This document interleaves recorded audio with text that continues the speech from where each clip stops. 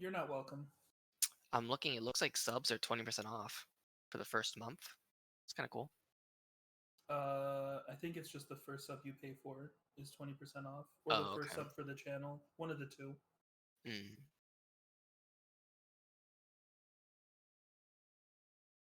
Yeah, that's awesome.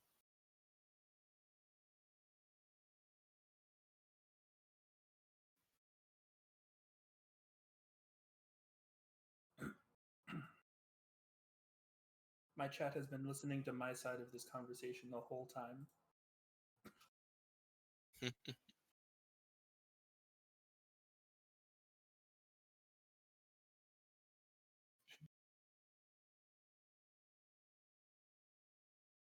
Sounds good.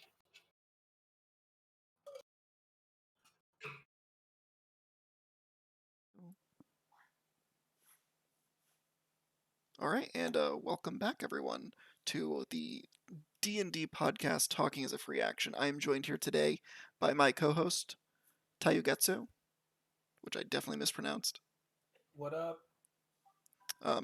otherwise known as Marvin, and we are also joined today by a special guest, Sotokaiba. Welcome. Hello. All right, so today we were going to be taking questions from John here, who's, if I understand correctly, is getting ready to run your first game as a dungeon master. Is that right? Well, more so like my second or third, but the problem is I don't have a group yet. Okay. Group acquisition is definitely something that I think a lot of people run into. Although I find that once you're willing to do the dungeon mastering, it's usually not that hard to find people. Right. So, so yeah, that's kind of the agenda for today. So, hit us with it. What you got, man? So something that I've been kind of having trouble with was interesting combat encounters. I kind of notice when I give combat encounters, it seems like the players are bored, and I don't know. I try to make it difficult, but not too easy, or not too difficult, without making it grueling. And then, but I also don't want to make it too easy, because I feel like that's just too not fun. Mm-hmm. So I don't know where the middle ground is to make it interesting, so everyone can get a chance to really shine and be a part of the fight. Okay. I mean, I know that's something that I think a lot of people probably struggle with. And I think part of it is trying to diagnose if combat is really the problem. Because if the issue is that the players don't seem interested, are they not interested because the players don't like combat, or are they not interested because they don't, they're not really engaged with the story? Those are also possible symptoms. Um, Right. Maybe not necessarily that the combat is uninteresting or not fun. Like it's totally possible it's possible that the player is maybe your group just doesn't like combat all that much, which is definitely Right. possible. And What do you think, that's Marvin? it's hard. No, no, go ahead. Um, what were you saying, John? No, I was just saying that that's definitely a hard thing to find middle ground in when the group can uh, prefer different, subjects in D&D, fighting, Um, diplomacy, all that. yeah, yeah. And that is one thing that I like to hash out in the session zero, which we have all by now come to realize that I'm a huge fan of. Um, Really? No idea. yeah, who would have guessed? Um, but yeah, uh, I think discussing what everybody hopes to gain out of the campaign and the kind of campaign you're trying to play is something you should definitely talk about in the session zero. And if that doesn't line up, I think it might just not be a good fit for that player in your group. True. And don't flame me, but I've actually never done a session zero. I mean, How do you do a session zero? I guess like what do you do in a session zero? um, well, you know how when we used to play Duncan, D&D at Duncan, Hmm. we would get together and then we would all build our characters and I would kind of go over the setting, the kind of things that we're trying to do there, etc., etc. Right. Okay. It's basically that, but usually you don't play afterwards. Okay. So kind of just like a planning day. Yeah, basically. Kind of. Okay. One thing you can do is you can role play like individual vignettes. So, like it's not always appropriate, but sometimes the player can get a better idea on kind of their character if you give them an opportunity to role play a little bit in character. So that's something that you can also incorporate. Hmm. Admittedly, not something that I do terribly frequently. But if you run into a situation where the character's trying to work themselves through a backstory, perhaps quickly role playing an element of that backstory can help give them a little bit more of kind of a baseline for what their character might do in that situation, and thus maybe create a better character backstory. Right. Yeah. Yeah. It definitely seems like I need to incorporate those more often. Um, or every time actually. I mean, I will say that it's not easy for newer DMs to incorporate a whole bunch of player backstory into a campaign. So maybe it's something you can work towards instead of going full force. Always include all backstories. Maybe just a couple elements from one or two players at first. Mhm. Yeah. How do you Yeah. guys feel about incorporating like character arcs for the players in a campaign? Like, what are your guys' thoughts on that? So I think for me, part of it is you want to know what the player wants their character arc to be, because one thing that I've kind of learned in my own experience is that you can't force a player's character to have character growth unless unless that player wants their character to. Some Right. people are going to play a Mm-hmm. Goku, type character who's just a static character throughout the entire thing, and that's valid. But if during that initial conversation of recruiting them to play in your group, you can bring up that information. Hey, is there some character arc that you might want to you might want to explore as we're role playing this campaign together? I'm anticipating it to go potentially to level 6, level 9, level 12, and beyond. Hmm. And the length of the campaign will also kind of inform what kind of character growth they're looking for. And then from there, you can kind of use that to help mold their backstory to put them in a better starting place in order to get them into a good ending place. Gotcha. Um, so, like, just anecdotally, in the current campaign that I'm running, the one of the characters that joined my campaign a little bit after the beginning was a cleric, um, and their whole shtick was that they wanted to find out the mystery of their origin, and then from there they just wanted to get revenge on their father. And throughout the entire time, they fought tooth and nail with one of the other player characters. And my hope as a DM was that eventually they would just become like a Goku Vegeta type dynamic where they're like frenemies. They, don't like each other in character, but like at least have begrudging respect for one another.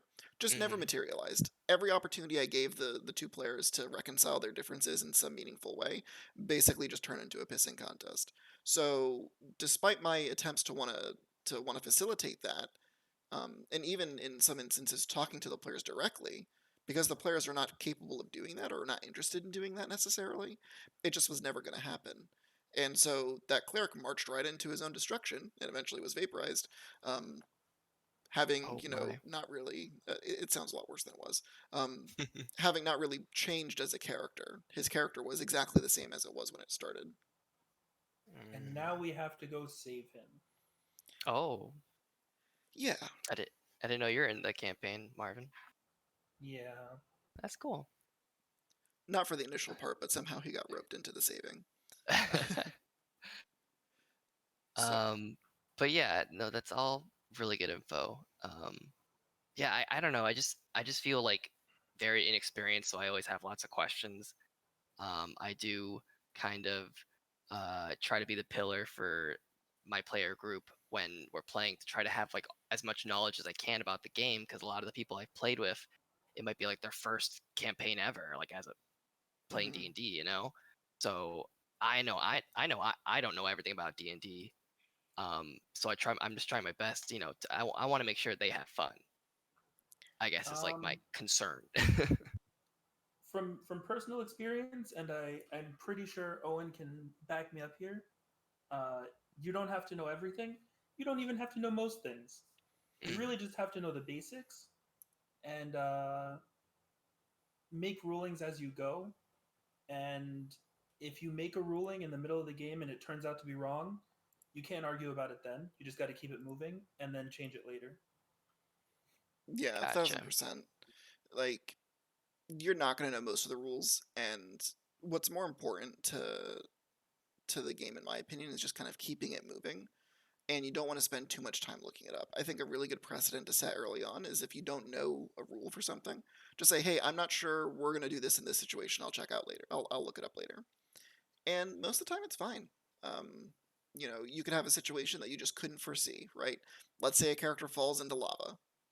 Do you know how much damage lava does off the top of your head? Probably No. not, right? But you don't want to instantly vaporize the character. That's not fun. So you make an arbitrary decision. I don't know, like 8d10, sure, right? And you roll the dice, and that's just what you go with. And you can look it up later, or it just might not matter all that much. You just figure it out. So for me, Yeah. at least, it's like you just don't get hung up on the rules. It's more important to kind of keep the game flowing. Okay. That's good advice. Yeah, definitely I need to start doing that. Just gotta I was thinking just for fun on the side too, but also for D&D, I was thinking of taking improv classes. Just because I like the idea of doing it. But I also thought it could help in D&D ish too, you know. I don't know Oh, if it you guys absolutely can. agree. Yeah, okay. In high school, when I took improv, introduction to improv, um, I noticed that my role playing got infinitely better afterwards. After I learned how to start thinking on my feet in character. That's awesome. Yeah. Yeah, So go ahead. if you want to take the class, I 100% support it. And if you think it'll help you with D&D, I promise you it will. Yeah. Yeah, I've definitely heard that advice before, and while I've never personally taken an improv class, I think it teaches you a lot of good etiquette that does carry over to the table that as DM you can then shepherd at that table. One thing I've seen that just makes me cringe every time I see it is when a player, when someone tells a player that their character wouldn't do that. I Oh, think heck no. I Ugh. think alignment conversations are particularly like prone to this sort of thing. But it's like, oh, your character wouldn't do that. They're lawful good, or well, I don't think that your character would do that. Or one of the worst things that you can do is someone says, I walk up to this conversation, and then I say, no, you don't. you know, no, you don't. I'm standing alone. I want to be. And it's like improv teaches you a lot of that etiquette, where you get to say, oh no, you don't get to dictate what other people do. If someone says that their character does something, it's up to you to then respond with your character's actions. So if Right. the three of us are role playing, and let's say my character wants to talk to Marvin's character in private, but your character walks up and chimes in, it's not my responsibility to say, "Oh no, Sotokaiba, your character doesn't do that." Instead, I should then respond in character, "Hey, we'll continue this conversation later." And then change the subject, or however else my character might respond, right? Maybe I would just respond by saying, you should see yourself out. I'm kind of talking in private here, and maybe your character would be respectful of that, or maybe you're like, okay, cool, no problem, I'll step away, and then tell the DM that you're going to go hide nearby within earshot because you really want to know what's being said. I see. So it's just about etiquette, and I think that sometimes new players don't, particularly new players who want to treat D&D like a video game and not the collaborative role-playing experience that it is. You'll see that a lot with those particular players, where they want to be involved with everything.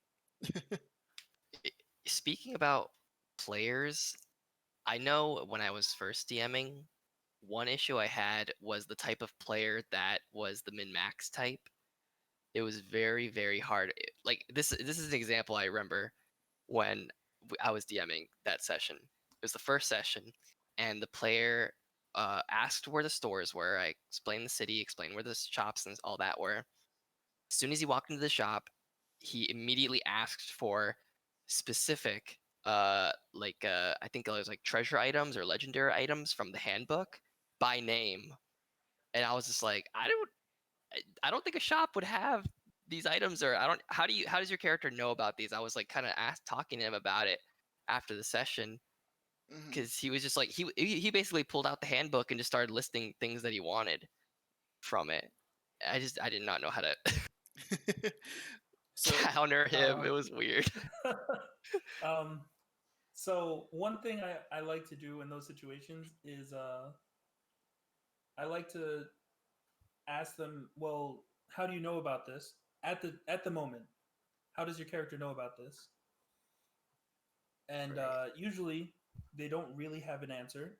I will say, okay, well, make a knowledge check, and it could be general knowledge, it could be bardic knowledge.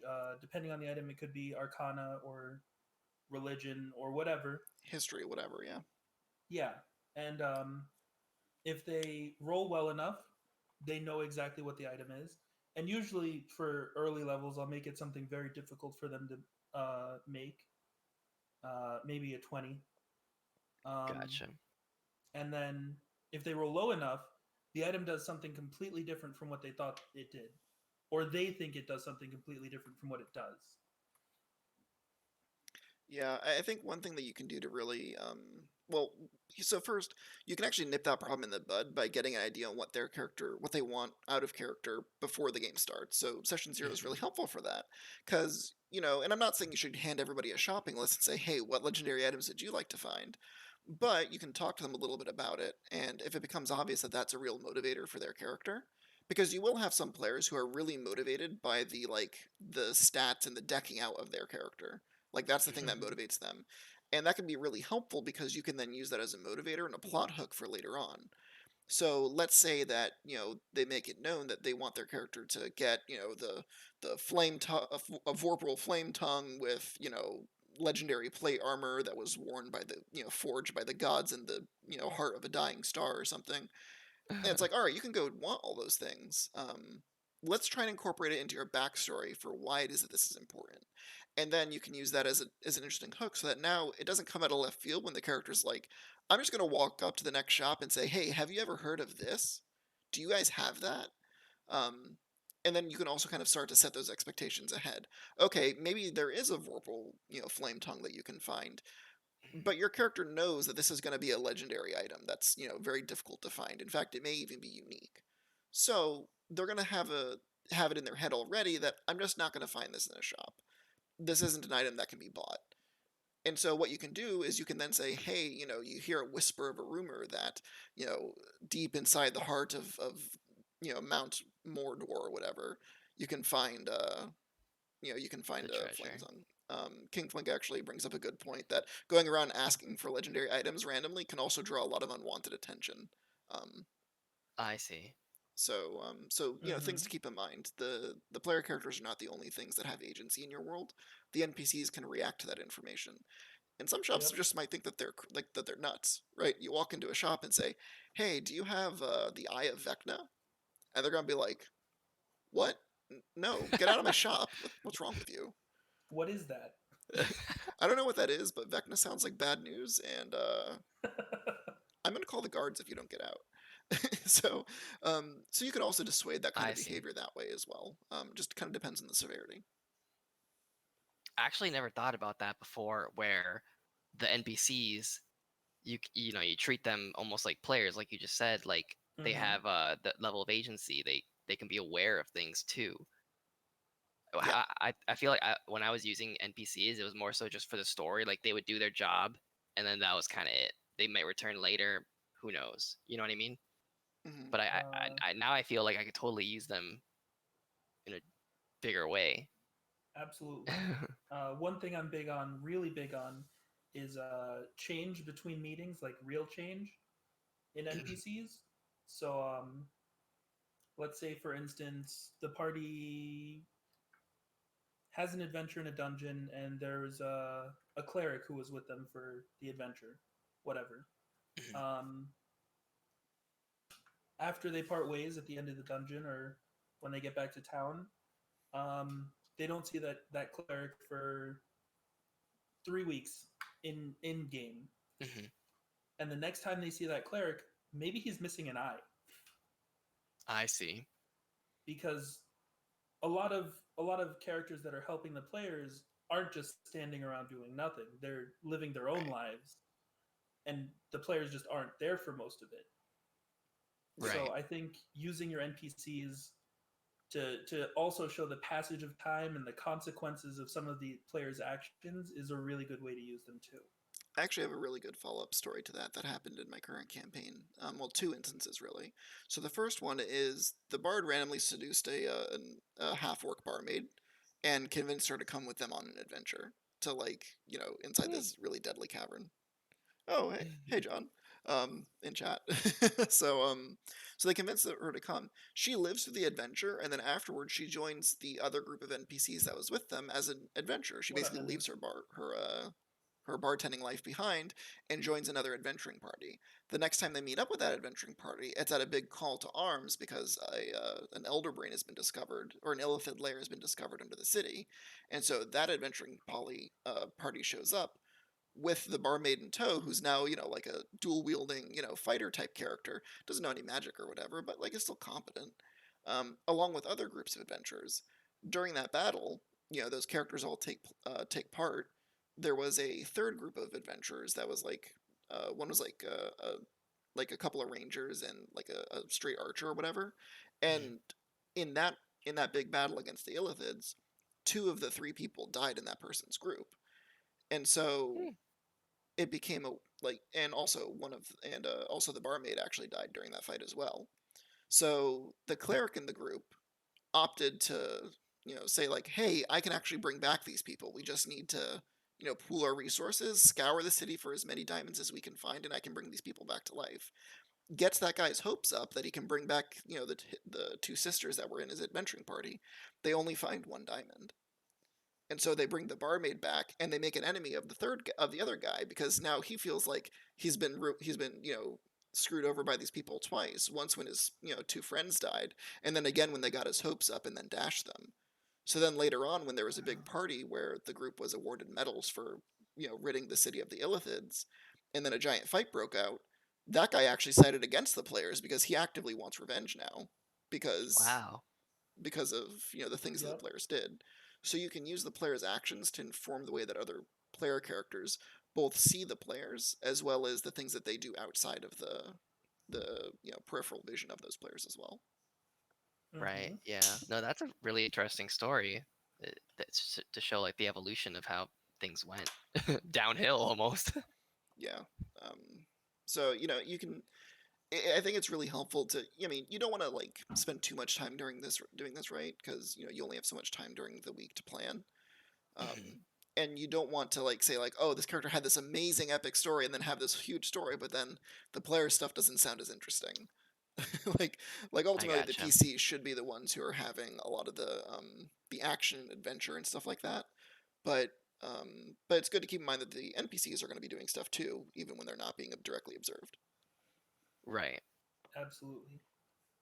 Huh. Real quick, going back to the improv. Mhm. Obviously said in my chat, show me your character is doing something without telling me your character did something. He saw a TikTok that said that it would really add Uh, depth to and dimensions to role playing, and I think that's really cool. Acting things out can sometimes really help with role playing. yeah. Yeah, it goes a really long way. I think that it can be tough sometimes because it's going to depend on your comfort level in role playing, and obviously the improv Mm-hmm. classes help with that confidence, right, where you feel less weird about making yourself look like a fool. But I think that helps, and I think as the DM you can actually foster that as well. um, when I started with my current group, only one person had ever played Dungeons and Dragons before, me. Oh. Huh. Everybody else was a new player. So it was really up to me as the DM to set the tone for what role playing looks like and what kind of role playing I might expect. And, make it clear that if they're not comfortable doing a voice or an accent or things like that, that they don't have to. But by being the one to initiate that conversation, I walk up to a shop. Okay, you see a shopkeeper. He's bald, has really bushy eyebrows. Looks like maybe he has some eyeliner on or something. And he bats his eyes at you and says, "Oh, hi, good looking." And what can I do for you? And suddenly there's this whole character now where they're thinking like, okay, well, I have to respond. Okay, I request for rooms for a night. Okay, how do you say it? Say it in character. Yeah. And And that Right. sometimes doesn't they Right. will. necessarily need to be in a voice. Just, can I have 3 rooms, one for each of us? And that was just my normal voice, but getting the players to actually do that instead of saying I request it, have them actually request it is huge. Right. Okay. It's a big first step in starting to realize that their character is separate from them as a person. True. Because that's like the biggest hurdle from um those first timers that they don't understand sometimes, like I'm role playing, like this is a character, and like that realization when they finally get it, it's pretty Mhm. magical. I always like seeing that. Absolutely. Yeah, it helps a little bit with min-maxing too, right? Because sometimes you'll have PCs who just they always want to make the optimal decision every single turn. But Mm, depending on their character may not do that. So, maybe it's optimal to use your, extra attack every turn to deal, an average of like, 34 damage or something every round. But maybe your character is really heated in that moment and he thinks it's more important to tackle that guy, right? mm-hmm. So, you can start to allow those kind of character moments to bleed through. And as DM, it's important to not always make that player feel stupid for doing it. Um, if the character's like, hey, I want to try and, jump up off the, I want to like use the wall and rebound off of it to try and like grapple and like choke slam that guy. Like, okay, I mean, have, give him a shot, but like don't make him feel dumb for it, right? Like, oh, it fails terribly. You look like an idiot because you're not coordinated enough to do it. Because Right, right, what that right, does is that sends the wrong message. It tells them that experimentation is punished, and you don't want that. right. We want them to be, I guess we want them to be just knowing that, I can do kind of whatever I want as long as the DM kind of allows it, I guess, but I can at least try, kind of thing. Mhm. Exactly. And Yeah. sometimes you can subvert it, right? Hmm. I ran a fight where like these giant shrimp monsters came from like the abyss or whatever, and one of my players is like, I want to jump off of this like pew or whatever and try and like do a vertical slash like jump attack. And it's like, all right, cool. They roll the checks or whatever. It's like, cool. The shrimp catches you and chucks you 50 feet against the wall. Oh my god. So like and that's not that it was a dumb thing to try. The shrimp has like a +6 strength modifier or something, so it wasn't super likely to work. But it was cool that, he tried it. And, we got a little bit of visual comedy for it, because, obviously you expect the hero to come in with the clutch save, and then every once in a while you get to clown on them a little bit. But you can't do that too often because you don't want your players to always feel like they're the butt of the joke. Mhm. Right, right. Don't want to like single them out too often. Exactly. Kind of kind of give a little bit to everybody. I Yeah. see. Everyone needs a win at the end of the day. Yeah. And like Nick said, sometimes it's better to push them in a pool 3 times. Yeah, right. Because like if you're role playing your NPCs correctly, like that stuff will factor in too, right? Mhm. So maybe your NPC wasn't going to, target a particular character, right? But their attention got drawn. In this case, because they were getting harassed. So sometimes that can do it too. And I think that as DM, it can be really rewarding because you get to play all of these different character archetypes and really kind of explore how each of these different NPCs will work with one another to kind of help create this story with your players. Yep. Right. Yeah. Dang, now I really want to play. I know. Oh, talking Mission about D&D accomplished. always makes me want to play Yo, same dude. it. I mean, it's definitely a yeah, to me, I think it's one of the most rewarding games to play when you get to play it right. Um, Yeah. yeah, look, and there we go. We got Mendez in chat who's saying that he'd like to that he wants to play. Hasn't been able to play with his family in over a month. Um, Wow. Elvis is saying same. I think that one thing though that's really helpful is, at least for these times, at least because we're still quarantining with COVID and whatnot, is like Roll20 has been really helpful for me in order to keep my like some semblance of normalcy going on. in that I can still run my weekly games. And in fact, at this point, like I've actually been able to incorporate players from both the West and East Coast at this point into my game, whereas normally I'd Wow. never have that option. So Yeah, I need to learn Roll20 because I kind of want to. I feel like at this point, I live in Orlando now, so I've moved away mhm. from Southern Florida. So I'm away from all my friends. So I think online is probably the best to go. So I think Roll20 would be the best bet. It's really not that bad. I think that there's definitely some feature like it's finicky. It's not like the best option there is out there, but for what it is, it's fine. Um, I'd say. But don't count yourself out. One thing that I've noticed is when you're a DM, you're never going to be short for players once people know that you're a DM who needs players. So, Okay. so just ask. Like, presumably you have some job that you're doing right now, or you interact with some number of people. Ask them. You'd be surprised who maybe has heard of it, particularly now because D&D has kind of trickled into the pop culture the way that it has. Um, I I would totally ask, but most of my coworkers are middle-aged women. But we'll see.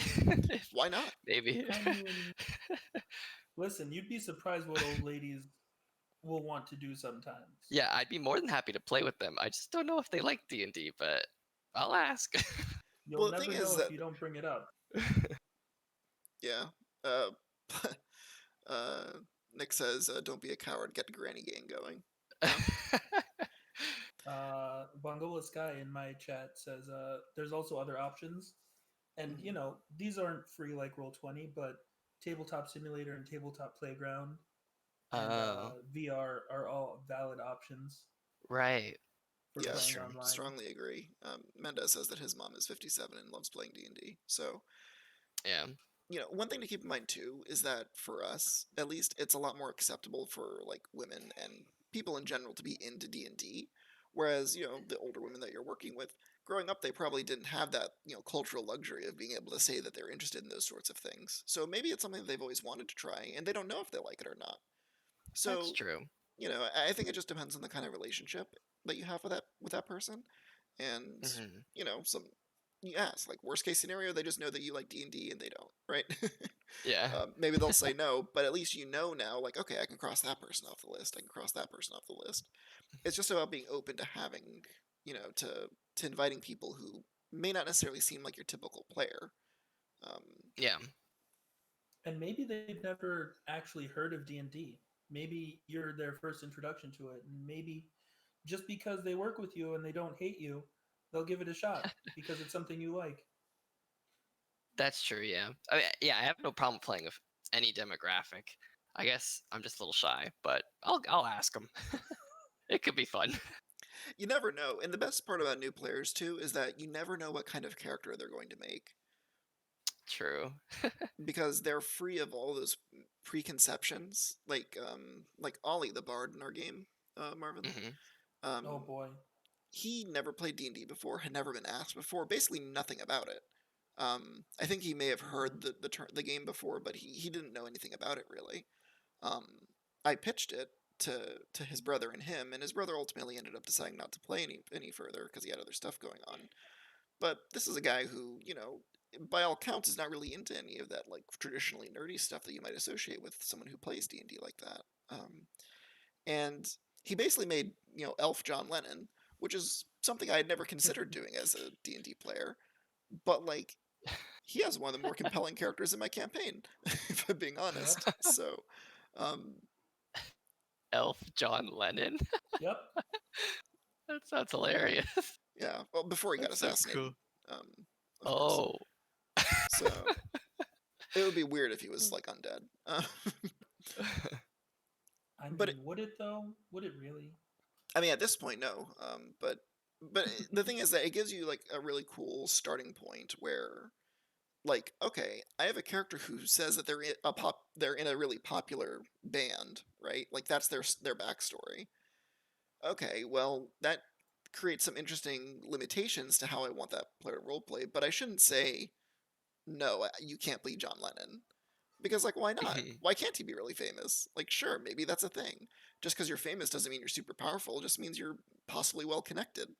and maybe even not even with really good people. Like maybe you're well connected among a very specific group of people. Um, and Right. so, I was like, all right, well, if your character's a part of, the Beatles, then why is your character adventuring?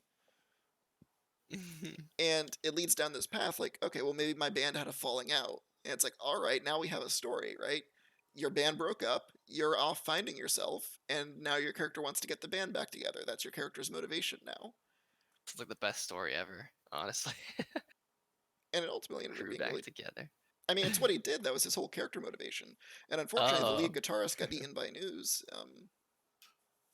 which was really tragic. But I'm saying that really like off the cuff, but like it was really tragic because like his character has Oh raised my. dead, and you can't raise dead without a body, and there's no body if the ooze eats somebody. Oh dear. So it's really And tragic. this campaign's ongoing? Yeah, currently. Mm-hmm. Okay, that's Um, awesome. yeah, and like it's because this moment happens like a year and a half to this person playing. Um, right? And so it's like you get to watch the evolution of this player going from not understanding what their character does, like as a core concept, I don't know what a bard does, to like role playing the anguish of being somebody who has all of the power in the world to revive someone from the dead, but being incapable of saving the people that he cares most about. Oh, that sounds like the saddest story ever. It was really sad. It's so wild.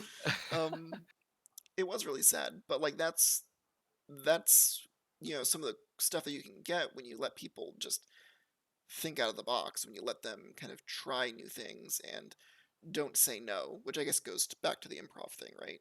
Um, Mm-hmm. Right. don't tell somebody no they can't do a thing. Work with them to the best you can to let them try it out. hmm Rather than saying no, just say you can try. Like, give it a shot. Roll the dice. Basically. Yeah, exactly. And it even goes back to like character creation. If someone comes up to you and they say, I want to play a sentient dog. Okay. Um, sure, we'll make it work, right? Um, Yeah. and like you as the DM can figure out the rules for it. Just because it's not in the book doesn't mean that you can't do it. This is a game of imagination first and foremost. The rules are guidelines at best. So make it hmm work. If it's going to keep that player interested and engaged in the story, then yeah, absolutely. And maybe the backstory is like, well, they weren't always a dog. Maybe they were polymorphed, by some evil witch or something, and they want to like become a person again. Okay, Oh. like you can work with the player to kind of hash out the specifics, but if they come to you and say, well, no, I really just want to be like a sentient dog, okay, cool, like that's your character.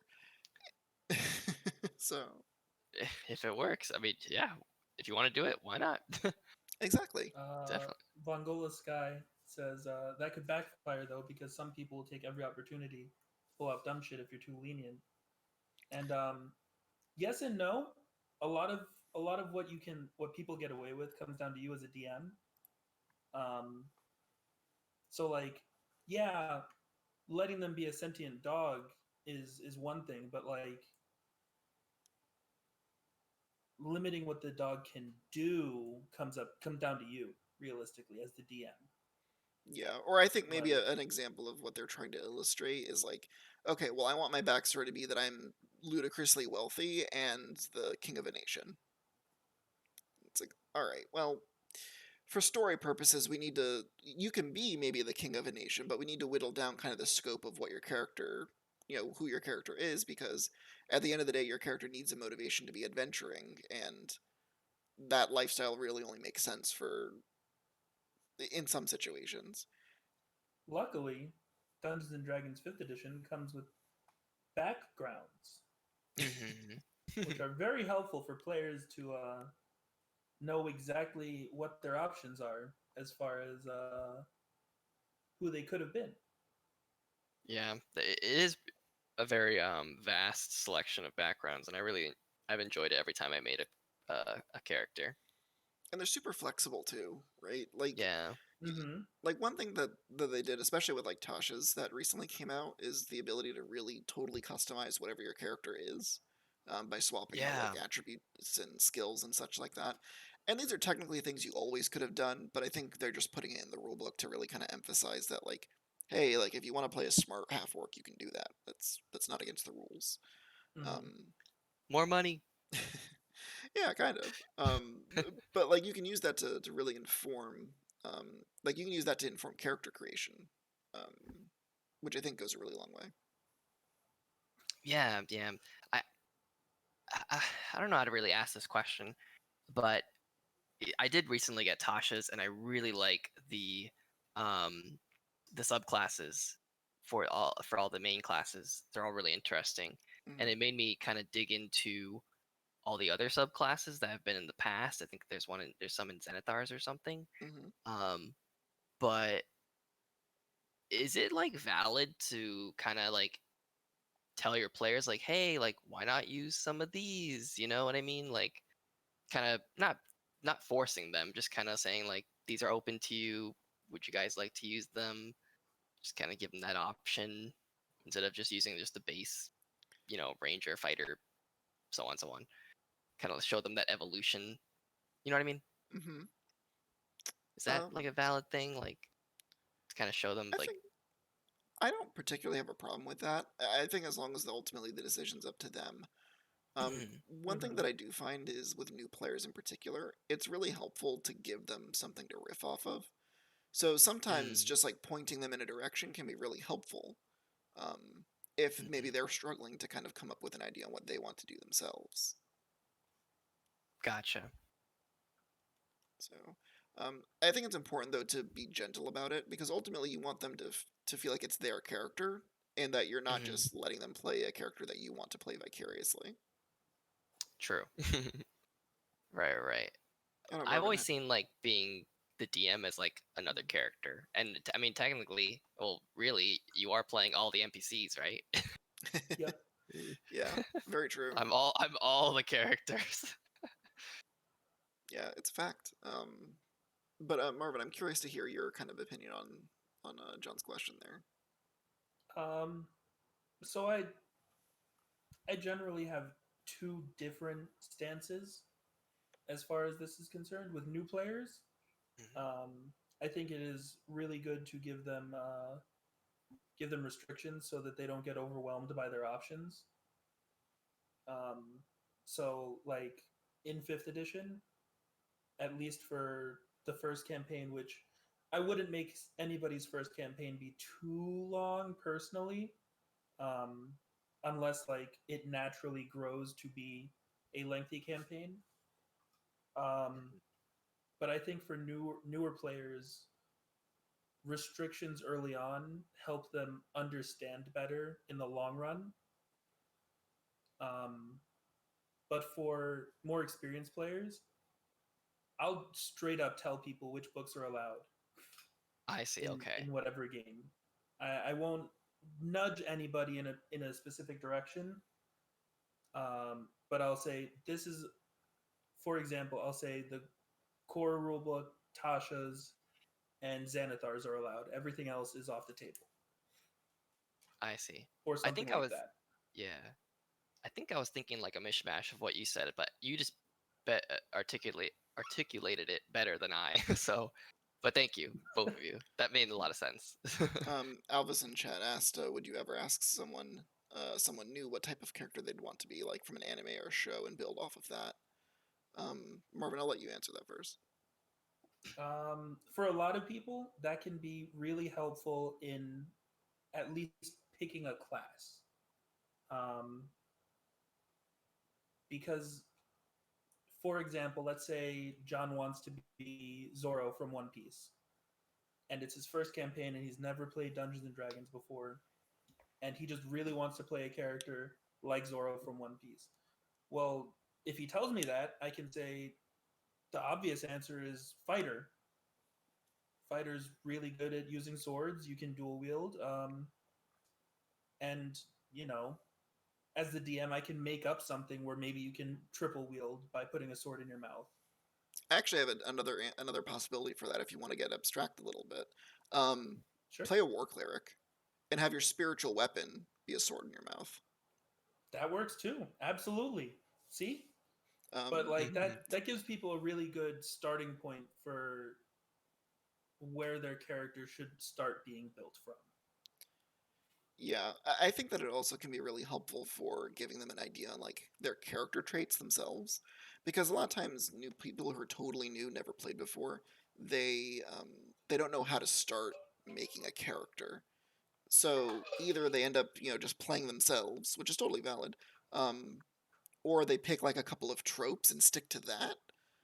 But if they're playing or riffing off of like Zoro from One Piece, it's more them kind of saying like, "Oh, I want to be like I'll just do what I think Zoro would do in this situation." Um, Hmm. or maybe do what like a Mhm. weaker Zoro would do in this situation. Because I think one thing to keep in mind is that like all anime characters have like a 20 in every stat according to Dungeons and Yeah. Dragons. Um, Or better. or better, right? So you'll never be able to do it one to one, but I think it can be helpful to kind of get an idea. Um, one thing Mendez said in my chat is when introducing people to the game, when I ask them how do you, what I ask them rather is how do you want to interact in combat, because it gives them an aspect to draw inspiration of their characters from other media, um, and then explain to them that for role playing purposes they don't need a specific class or stat to do that. Um, I think that that's also can be really helpful. Uh, I don't personally focus on combat all that much. Like combat is a big part of my campaigns that I run, but when I do character creation, I don't usually focus on combat as like a key aspect. What I want is someone who's going to enjoy playing that character because a lot of the game is going to be outside of combat. Right. I Would can you agree say with it's that. for the combat and I guess what would you call it? Like speech scenarios? Um would you say it's like a what 70-30% kind of ratio? Maybe Um, 60-40? I think I Marvin's think that probably a better depends on judge the for me. that depends entirely on the campaign and Okay. how everybody is trying to play. Mhm. Um, because, for example, in the campaign that I'm running right now, we went 5 sessions without combat. What, really? That's like 25 hours with no combat. Hmm. Um, Wow. so like in that campaign, it's like 90% roleplay, 10% combat. Um, and you know everybody is enjoying playing this way, so there's no reason to change anything. And I think Mhm. in Owen's campaign that I'm playing in right now, I was the last player to join. At least for the time that I've been in the campaign, it's like 60-40. Hmm. But even then, I went 3 sessions in that campaign without a single combat encounter. Other people were in combat, but Yeah, I was just talking to people. arguably better. um, because they were kind um, of instigating. But yeah, yeah. Oh. So it entirely depends on the campaign and the players and what you're trying to do. Um, so for people like Owen and myself, where a lot of our campaigns are less combat than normal, we're not going to focus on combat statistics so much as the character itself. Gotcha. yeah. Just a small amendment to that though. I think what's important to also be aware of though is what kind of players you have at the table. Like one of the Mhm. main reasons that I do skew more towards combat is one, I find it interesting. But two, one of my players is basically solely motivated by combat. That's what they enjoy doing. And Yep, basically, disconnect a lot of the time during roleplay scenarios. So that person's not going to be engaged with the game unless combat happens periodically. So that's something that does skew combat a little bit more frequently into my campaign than maybe I would have done otherwise.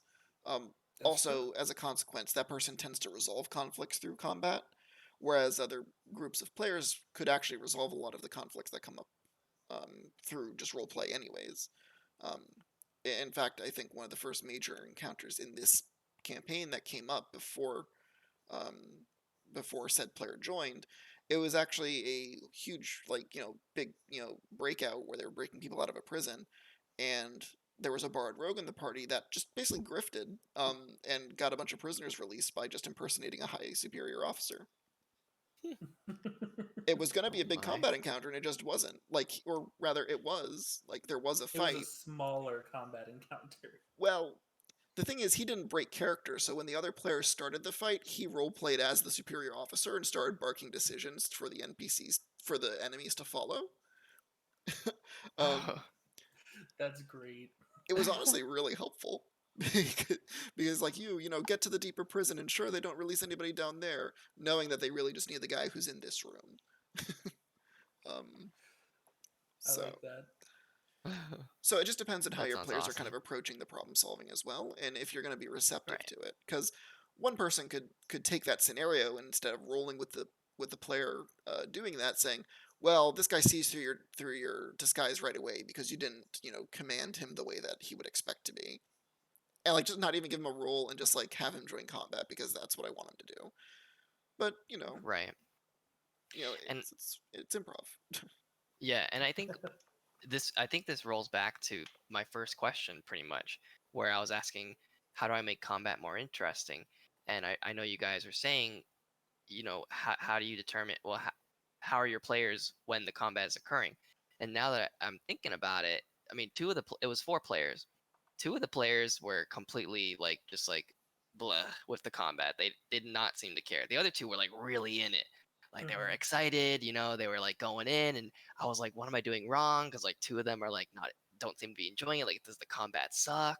Like, are my enemies too easy? Like, what's going on? They were like level 3 at the time. It was like second session or something. Hmm. And I so I think you guys just added on more to your original answer from the first question, and it's opened up my mind a bit to everything, kind of just understanding how the players what they enjoy, if they enjoy role play or if they enjoy Hmm. combat. I really need It. to talk to them next time to kind of understand what they um want out of the campaign, out of the game. Hmm. Yeah. Um, Go ahead. it could also be that they didn't really understand combat. Mhm. I see that as an issue with a lot of newer players. They know that they have to roll dice and that they have a game board that they can move around on, and that's really all they know with a lot of newer players. And especially for like magic characters, they could be just overwhelmed with all the things that they can do as a wizard or a sorcerer and not know what to do. Mhm. Um, but a lot of newer players just see combat as uh, I move as far as I can move towards the enemy until I'm next to them, and then I attack with my weapon. And that's not very engaging, but that might be all they know how to do. I Yeah. see. It's actually quite boring. Because imagine, like, this is actually something that came up with, sorry, Shinfit says, what kind of games do they like? Based on that, you can cater battles to that. So that's actually a really good piece of advice for if you do want Hmm. to do that, is figure out what they Oh, like okay. and then try and use that as inspiration. So if they like more cerebral games, like if they're like really into chess, well then maybe design an encounter where they can command units and that Hmm. influences the battle in some way. Um, Oh, if they okay. like games like Smash Brothers, for instance, where they just want a knockout brawl, well then introduce maybe a chaotic fight situation where there's multiple parties. Um, Yep. so so definitely Albus things said, like would that. you suggest to them to or ask them how they did the move or that move compared to just I use my spell? And absolutely, I would.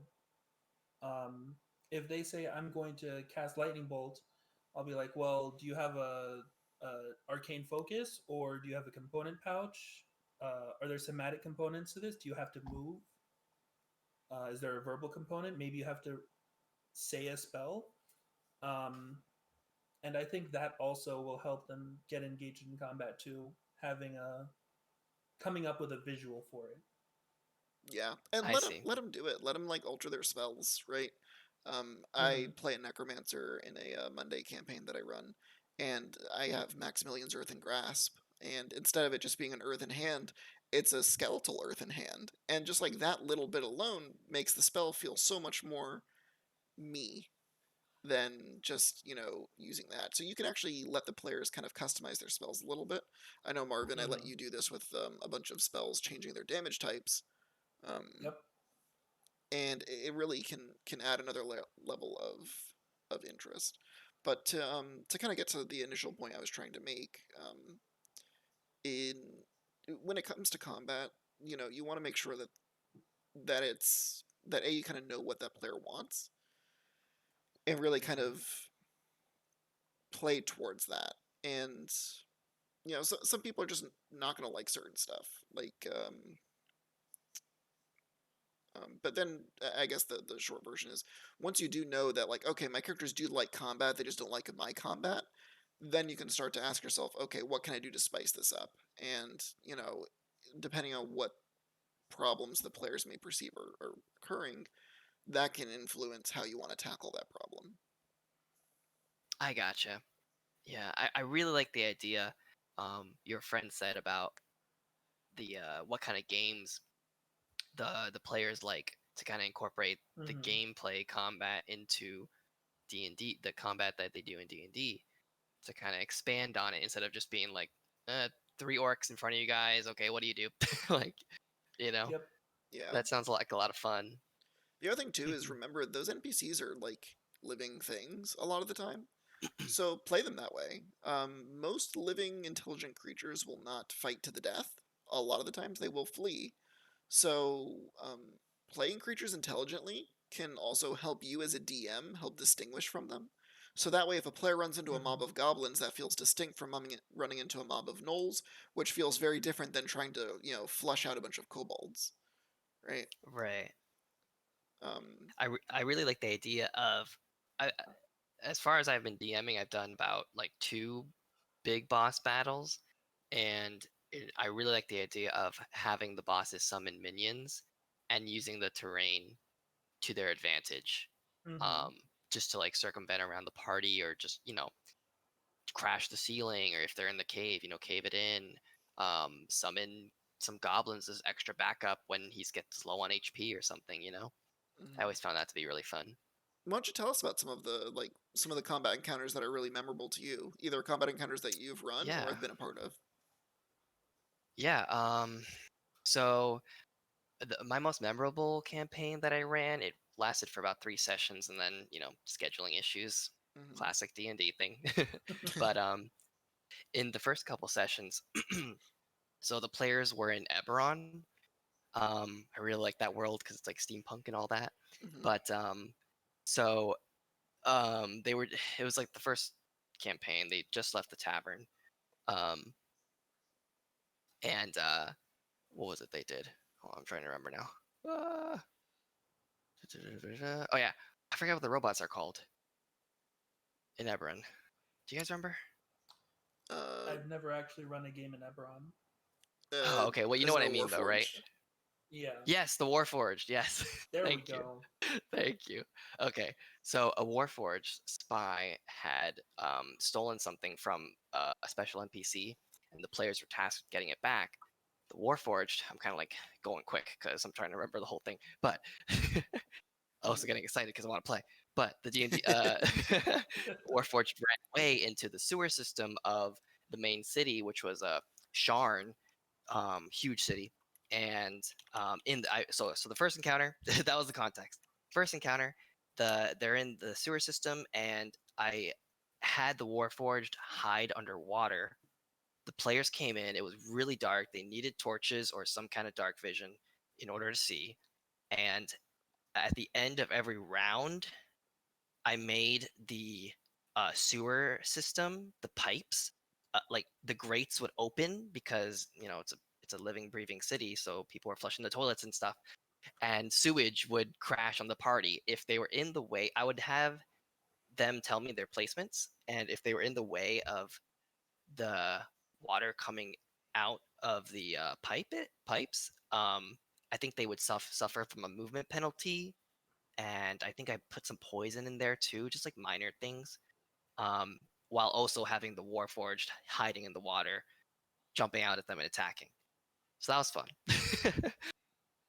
And that sounds like a really cool encounter. Like, I'm not gonna lie. Like, I that's like actually that. really, like, I think that what's interesting there is you have a lot of different elements that are going on, and it's not all just damage. Because I think that's sometimes Mhm. something that you can fall into, where it's just like, how do I, make this a difficult encounter? Okay, I just give them a lots of dice, right? I just have them roll lots of dice, and like that can be dangerous, but it's not super engaging a lot of the time. So I think Right. I like what you're doing there, where you're trying to think of different elements of the fight that make it more dangerous. Okay, limited lighting. That's already really dangerous depending on the party composition, which I'm sure Marvin Yep. will attest to. The water level, also I'm sure Marvin will attest to, can be really dangerous, particularly if you have short Yeah. characters in your party. There's a reason I keep bringing this up. Such as a halfling. Yeah. So, if you have a 3-foot halfling and the room is now filled with 3.5 feet of water, well, guess who's swimming? And Yeah. that could be really, really big, especially if they don't have, since halflings don't have dark vision and it's already a dark tunnel. Well, now they can't see the enemy either, and the room is rapidly filling with water. So That that. does. Oh, sorry. Go Go ahead. ahead. No, you're good, man. So that does actually remind me of something at the session where there was a halfling monk, and because he was having really a lot of difficulty in the water, I think it was either orc or just a bigger human had him on piggyback for most of the fight. That was a lot of fun. But like that's a clever solution to an unconventional problem, right? Like Yeah. when you say like I'm going to play a halfling monk, like generally they're thinking that they're going to find Master Asia, the undefeated of the East. They're not thinking that they're going to have to worry about a sewer system filling with water that's above their head. So I think that that's a Yep. really interesting way that you can um, solve that problem.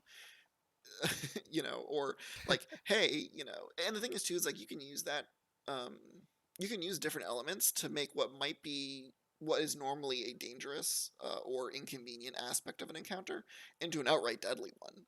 Um, Mm-hmm. for instance, just last week or whatever, I ran a session where I have basically 4 13th level characters and like a 12th level character in a fight, right?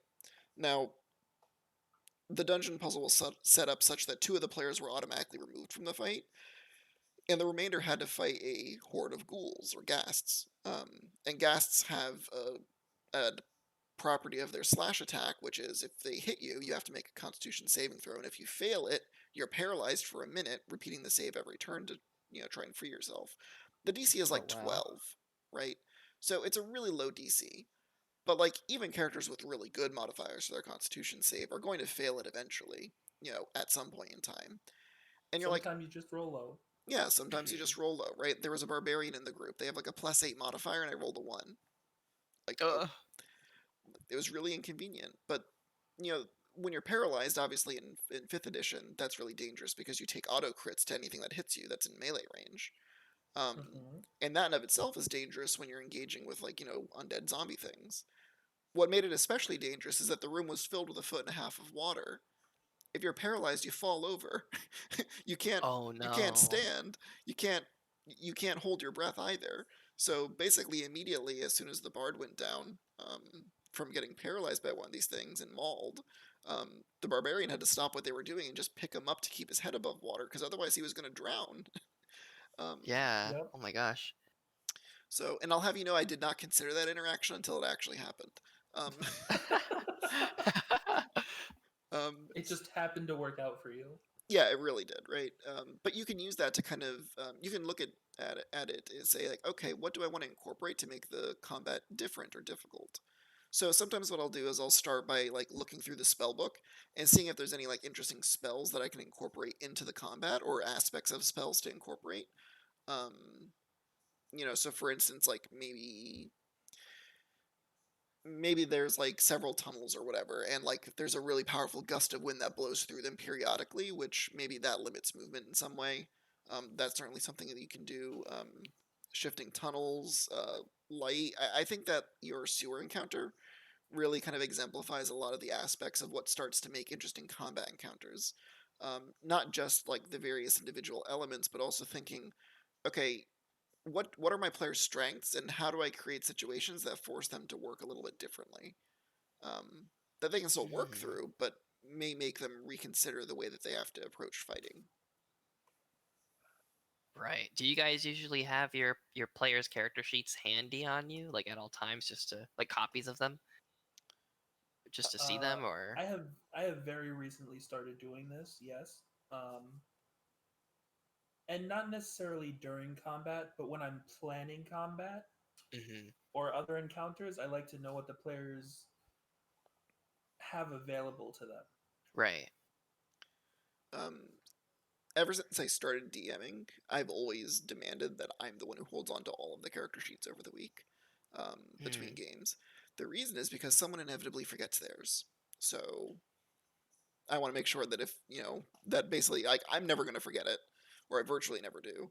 So that way I always have all the characters, whether the person shows up or not.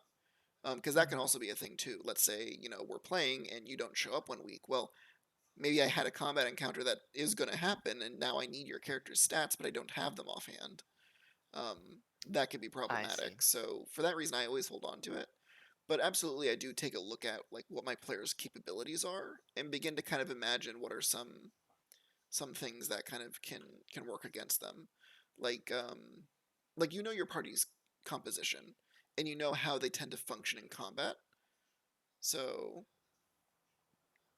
from that, you can kind of start to work out like, okay, I'll give my players some wins, but periodically I will say like, okay, let's give a really hard time to the rogue this week.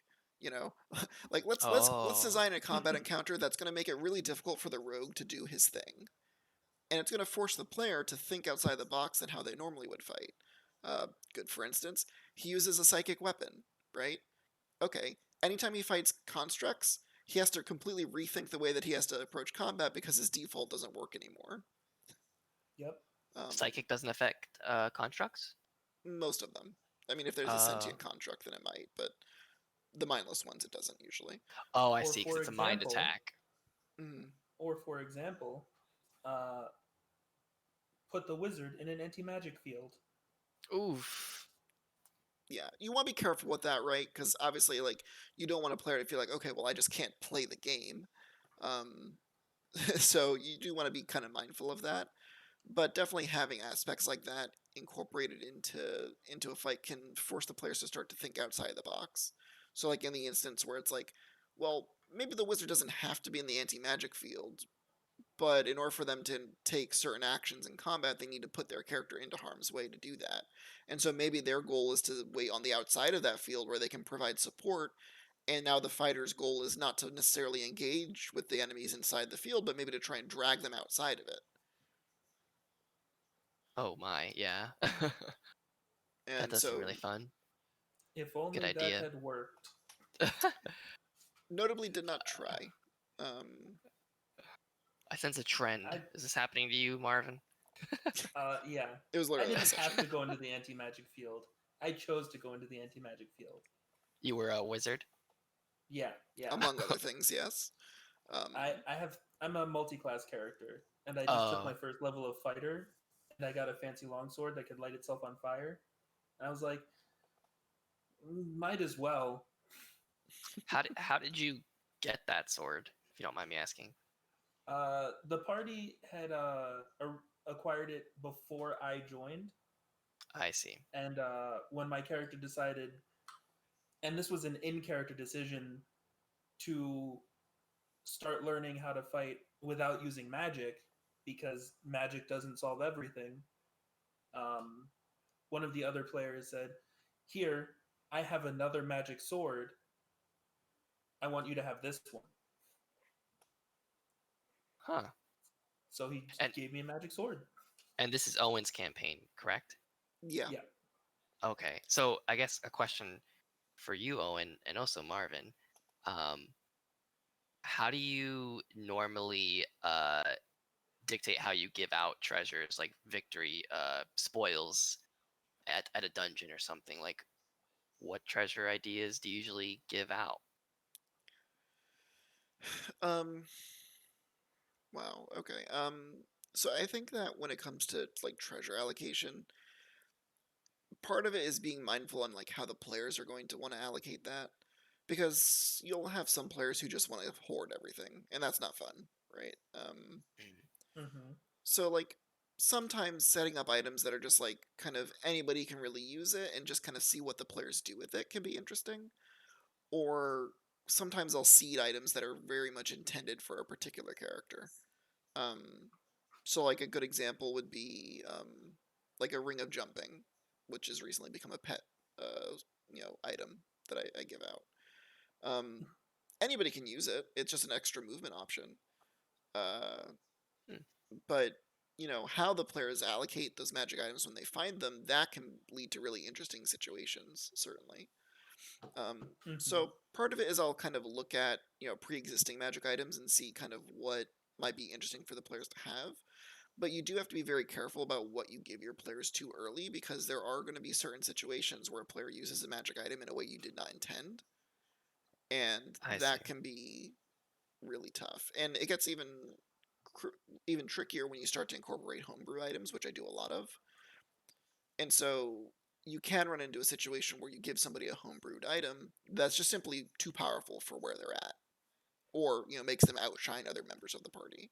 So that can be a really tricky balance to kind of strike, and I'll get to that to kind of how to do that in a minute. But I'm sure Marvin has something he wants to add. So I generally don't give out magic items as rewards for completing dungeons. And that's just because I don't do a lot of dungeons. um, but I will generally, and this is something that I've recently started doing, um, I will have a place where they can kind of describe to somebody what they want after a really tough victory or something like that. There will be a place where they have earned a reward and they can basically describe the thing they want, and that will usually be the end of the session, them telling me what they want, and I will make something or find something for them that the NPC will give them as a reward for whatever they've done. I see. One of my That's how I like to do it, mostly because it means everybody gets what they want. And I can kind of dictate the power level, but there are lots of ways you can figure out how to give out magic items and rewards and stuff. one of my favorite ways, and it kind of messes with the players and it really throws them for a loop. Give magic items to the bad guys. Oh yeah, that's a good one. I like that one too. So it actually became a big point because the fighter in my party, he got into a fight with a master assassin, and he had a necklace that every time he was struck, he could use up some of its magic to fire a lightning bolt at the attacker, dealing half the damage back to them. And that messed him up the first time that they fought, and it messed him up the second time they fought too. In fact, they killed each other basically. They both went Oh to death my. saving throws. Because they basically killed each other on the same turn, because he dealt the final blow, but then the lightning necklace shocked him to death as well. So death saving throws, he lives, the other guy doesn't. But they started a fight in the middle of town, so the police come and collect the body, and then basically take his necklace as evidence, because you know they fought in the middle of a town. So then later that town falls to anarchy, and Gongi Tenpai. Yeah, exactly right. Like Shaolin Showdown. Um, like Shaolin Showdown, right? Honestly, that would probably be a really fun campaign concept. By the way, is the Shaolin Showdown. I'd play Anyways, that campaign. oh yeah, I'd play the shit out of it. But yeah, anyways, long story short, the city fell into literal anarchy, and so another gang broke into the storeroom at the police department and took all of the magic items that were locked up, and that was a problem. But hey, my fighter eventually got the necklace that he wanted, something like 5 months after the fact, in game. And it was so memorable that he's like, wait, they broke into the evidence storeroom. All right, I need to find this necklace. Who has it? That's awesome. And the thing is, that'll actually form an emotional relationship with that item long before the player ever actually gets to use it. So if they fight some powerful enemy or whatever, and they have this really wicked magic sword, well, if they ever defeat that enemy, they get the magic sword. Yep. And that makes it feel different than just if they found it in a shop, or found it in some dungeon somewhere. It also Right. feels more earned, having had to fight against it. Now they're the owner of it. Mm-hmm. Yeah, absolutely. Other one Yeah. too. Sometimes just as literal quest rewards. I did one where where a malevolent spirit basically had the players do a favor for them, and literally just gifted the players stuff that it thought they would find interesting or helpful. And in that case, I gave a tailored reward to each of the players, where I looked at their character sheet and decided, okay, what would this character like the most? Um, and it was an interesting situation. Marvin got like a pretty powerful magic staff. I gave one player a book that would let them get a permanent +2 to one of their stats and bump it over 20, because that was a min max player, so that's the only thing he would ever want in life. Um, I That's awarded. nice. He gave him that. Yeah, I mean he likes it. Obviously, I gave the bard a 6th level spell that doesn't appear on the bard spell list, because it was really on theme with the character. Oh. Yep. Which was it? Investiture of Fire, which is normally a wizard spell, Oh. Cool. but it's a lore bard, so he's gotten a bunch of spells from other spell lists already, and like his go-to spell is like Wall of Fire. Like, how could I not? Yeah. And like That's his most awesome. used spell is Firebolt. So he's a flame bard. Yeah. Yeah, That's cool. this is John Lennon, by the way. I just want you to know that. Oh. So One thing you can also do is, if a character is good at combat, give them a magic item that isn't inherently combat based. ooh, that's a big one actually. Strong What do you mean? advocate. Because my character is one of the higher damage dealers in the party. So when Owen gave me this staff that has spells built into it that it can use, none of them deal damage. They're all utility spells. And I really like that. Honestly, wizards are And some I of the never hardest use it in characters. combat. Yeah, I think it does give you like a passive +1 to your spell attack bonus, um, but the thing is that like wizards are really difficult to get magic items for, because like so much of their character is just their spell list already.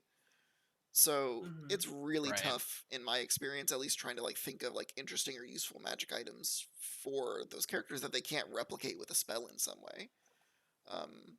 So when I happened across that staff concept in the Ravnica book, I was like, oh, I can definitely like reappropriate this item and make it different enough that it's useful to your character and provide you with enough Mhm. extra utility. Because like having items that replicate spells can be helpful for a wizard, because it means that they have stuff they can do that doesn't use up their limited spell slots. But that's not always going to feel interesting. So it's really going to be kind of up to that item and maybe the flavor of that item to really kind of describe what it does. And I think non-combat items for combat-oriented characters can be really helpful in helping them think outside the box. Another example I have is the min-maxed rogue in my party. Well, the group of master assassins had a member of that assassin group that had an amulet that would allow them to transform into an owl. So for like a year and a half out of game, every time they were in a new city, they would look for owls in the sky, because they were paranoid they were being followed. They eventually ended up in a conflict with this group again, and after the fight kind of went to hell, the rogue went back to the site of the battle, because basically they had burned down the entire mansion that they were fighting in, because the bard's a pyromaniac. So the whole mansion had burned down, and they had killed one of the assassins. So he went back to go check the ruins of the mansion on his own, and he found the amulet. So now my min-maxed, rogue, who I don't really want to be any more powerful in combat than he already is, has an item that lets him transform into an owl twice a day. I don't know what he's going to do with it, but it gives his character a whole new dimension on how he can utilize his character that he couldn't do before. Right. It's options. Exactly. So Yeah. I don't know how he's going to use it in the future, and honestly, he always forgets that he can do it at all. But not every player is going to be like that. Some of them are going to, really look for opportunities to leverage those cool magic items. I like that idea of giving, just like, I guess how I always thought about it was, like for example, I'll play the player group. They finish a dungeon, and at the end they find some gold, and they find, like, I don't know, like a magic sword or something, and like that. But I like your guys' way of doing it, where it's not just like they just find like a magic weapon. They find like utility tools. They find stat buffs. They find transformative items. The owl thing you were saying, Owen, that's a great idea. It's just like it's random and it's fun. I like that. That's cool. I'm taking notes, by the way. No, absolutely. Like one, for instance, so my players are running through a pretty big dungeon right now, and the party missed out on an item drop earlier. That it's I forget what it's called. It's like a ring of navigation, where like it's a ring that just keeps track of where you've been when you're inside of a dungeon, and you can basically like say the magic word and make an illusory 3D map of the whatever building you're inside of. Like Oh wow. that's just really helpful because it gives the player characters a yeah, my fighter is really pissed because he's in chat. So so here's the spoiler. It was the room that could boil you alive in oil. Um, so anyways, it gives the players kind of an in-universe justification for something they're probably already doing, which is keeping track of the layout of the dungeon. I see. Or another item I did was it wasn't even a magical item. It was a leather harness that they found on a body, and the harness can be loaded with a single potion. And when it's loaded, you have quick access to it, so you can drink the loaded potion as a bonus action instead of having to make it as an action. Oh. So because my players always ask me like, "Can I drink this as a bonus action?" I have to keep telling them that it's an action to retrieve a stored item. So. So I made an item that like could be replicated. It's just a leather harness that it's not magical in any way. It's mundane, but like clearly some character in the world thought of doing it this way, and it gives them kind of like the ability to plan ahead. Maybe they don't put a healing potion in there. Maybe they store like a potion of fire breathing or something, and they just want to be able to pop it right in the middle of battle. So it gives the players kind of an interesting way to circumvent maybe an area of the rules that they're not super happy with, while still Right. having like an in-universe justification for why it is that these players are able to retrieve items and use them so quickly, even though it might not necessarily make sense in universe for how one could retrieve an item from their bag, pop the cork and drink it, and then still be able to do other stuff. So And Great ideas. it also leaves room for like more creative players to think about maybe we can modify it so it can hold 2 potions or 6 potions or whatever. Um, so like, and Nick, don't steal my idea because that was my idea first. But it leaves a lot of room for making this item more than it is. Instead of just being one item that does one thing, we could make 8 of them and they can hold 4 things if we do it right. yeah, absolutely. Right. And like I wouldn't have ever thought of that. Like I made the item strictly to circumvent a problem that my players continue to run into, which is they wanted to use more potions inside of combat than they were currently using. And so this is my kind of solution to that. I wouldn't have considered that the players could modify it further, but I wouldn't have told them no. In fact, my intention was for them to replicate it so that everybody could do it at some point in time, rather than just the one person who happened to strap on the harness and kind of get it going. So No, that's Nick, funny. we can't drink potions as a free action. That's not how that works. I mean, The if you only want to free like action bane is it up, talking. it's facts, right? Nope, that's it, everybody, right? Oh. It's the name of the show. He said it. Title yeah, drop. yeah, right. Title card. So that's something you can do. One thing I did run into, and I didn't incorporate one of these. I didn't incorporate this item into this particular dungeon because of my party composition. But if you're running a group with only a limited number of players, sometimes you'll run into situations where the players don't have an easy ability to resolve a problem. So, so for instance, let's say you're playing a group with only 3 players, but no one plays a rogue. Well, what do we do for the locked door problem, right? Like normally a rogue would just pick it. Yeah. And sometimes, maybe they just have a barbarian or a fighter and they just knock it down, and that's cool. But maybe we can start to kind of substitute some of those missing abilities with items that they can find along the way. So maybe the party finds a limited use item. Maybe it's a bell that, when they ring it, it casts knock on a door or a chest. But the bell breaks after the 3rd use.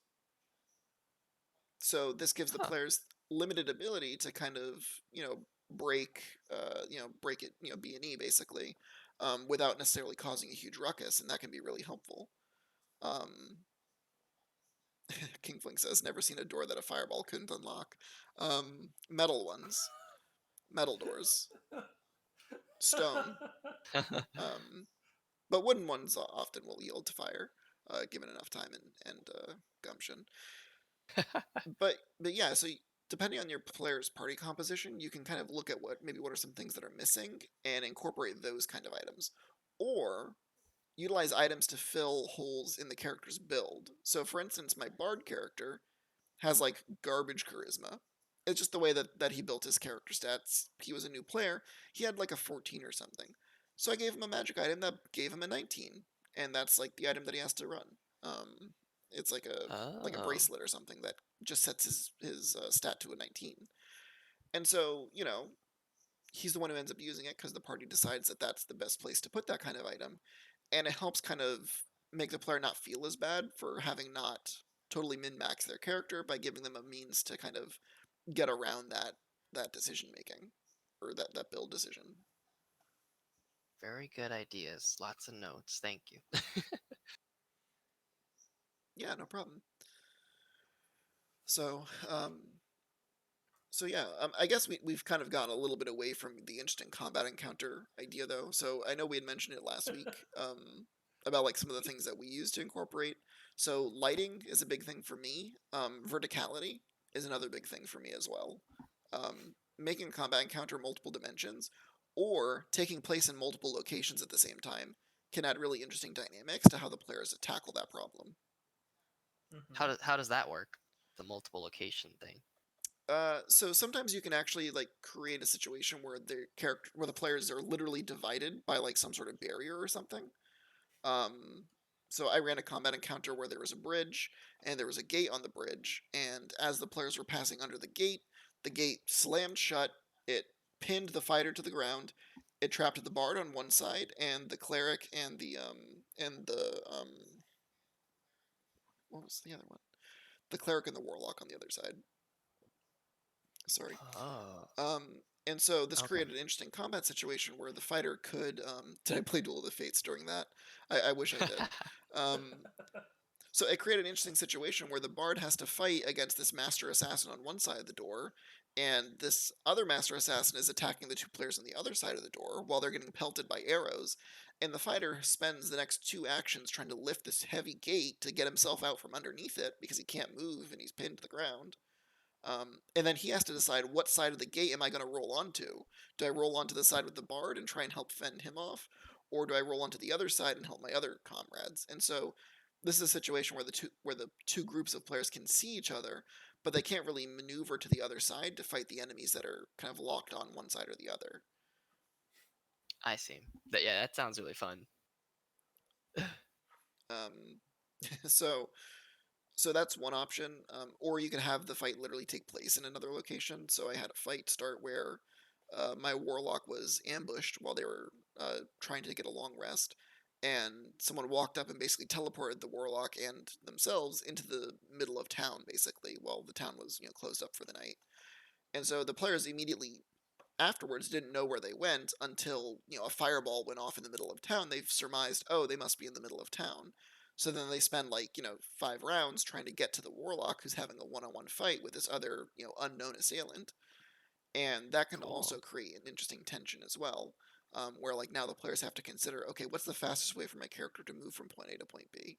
Um, and so that's on you as a DM to kind of be aware on like what those players' capabilities are, because obviously if no one can fly, well then that doesn't really that's not actually a really interesting situation for the entire party.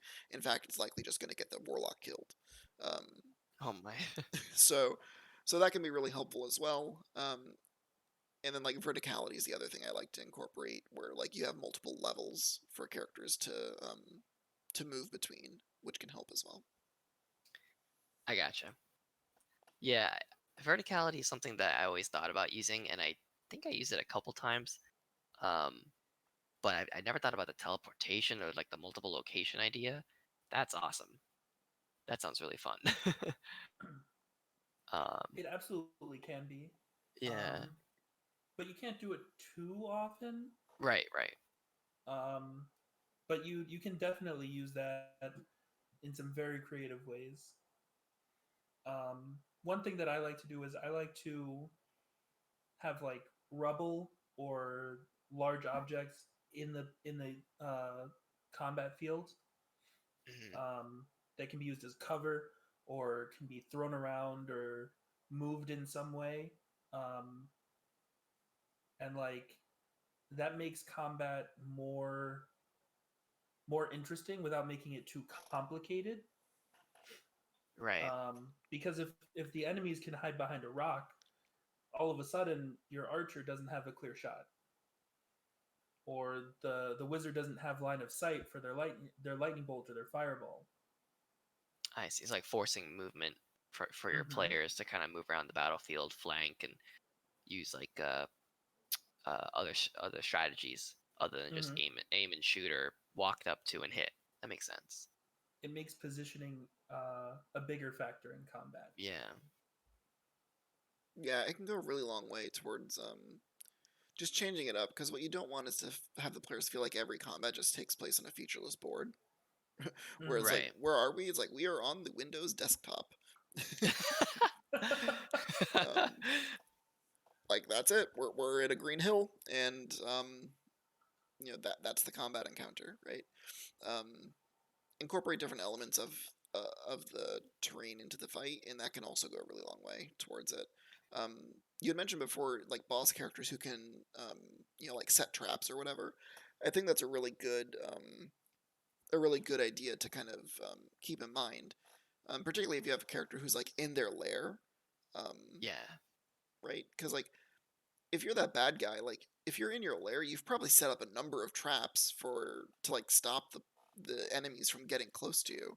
So yeah, absolutely. I think one of the most infamous traps that I've ever heard of secondhand from somebody else was a wizard who had done a polymorph spell on a herd of cattle and turned each of the cattle into bricks that they then used to mortar their ceiling. And so Oh Oh, what they my. did is, when the players came in, they threw a high level dispel magic at the ceiling, which then caused a herd of cattle to drop onto the players. Jeez. So that's I extreme. heard cattle kill people.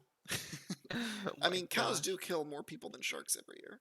Um, Too much cow tipping. just usually not all in one room.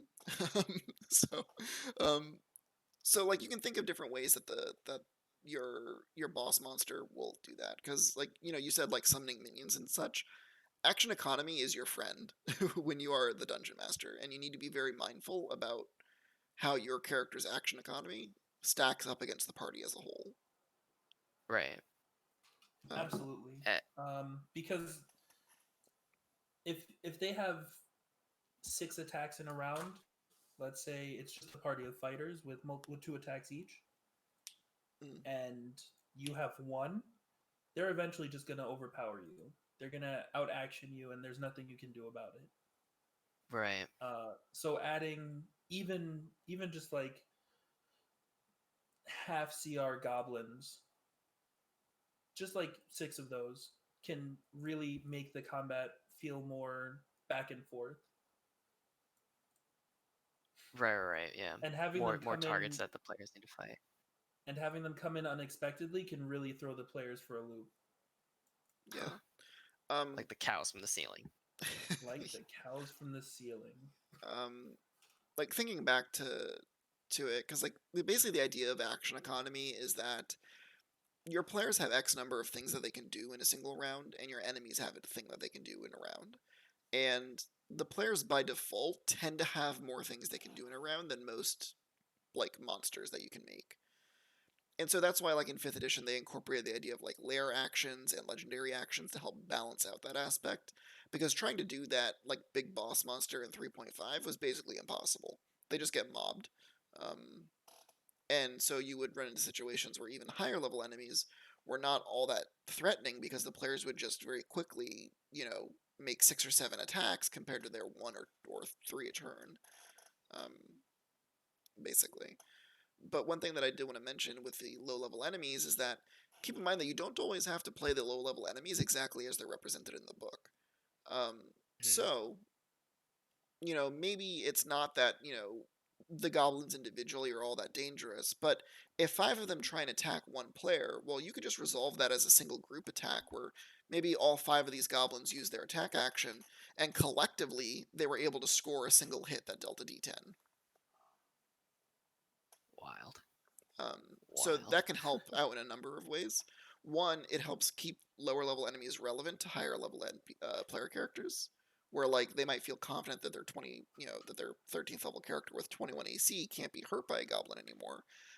But if 7 of them line up a crossbow shot and fire at him, one of them's going to find home, and you can represent that by saying, these goblins all fired and one of them did hit.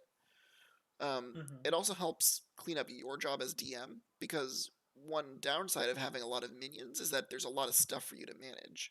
So if you start to resolve groups of enemies at the same time, it it reduces the amount of time that you spend kind of playing with yourself, and gives the players, like, keeps the combat rolling, which is really important.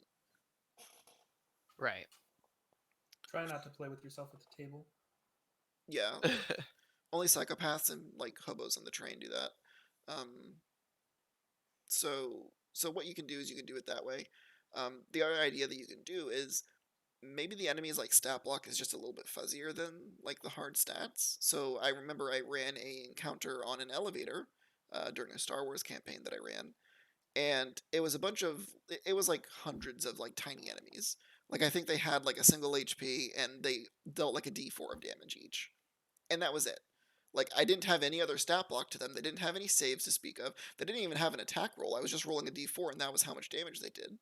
Um, and I think Marvin would agree that was actually a really memorable encounter, because like it really gave the feeling that like we're being swarmed by thousands of enemies, and this is like a fight for survival. So you can really kind of do a lot with that as well. I I see. hated that encounter. It was cool What though. happened? Oh, I mean, like in the long run, it ended fine. I used Force Lightning so much in that fight.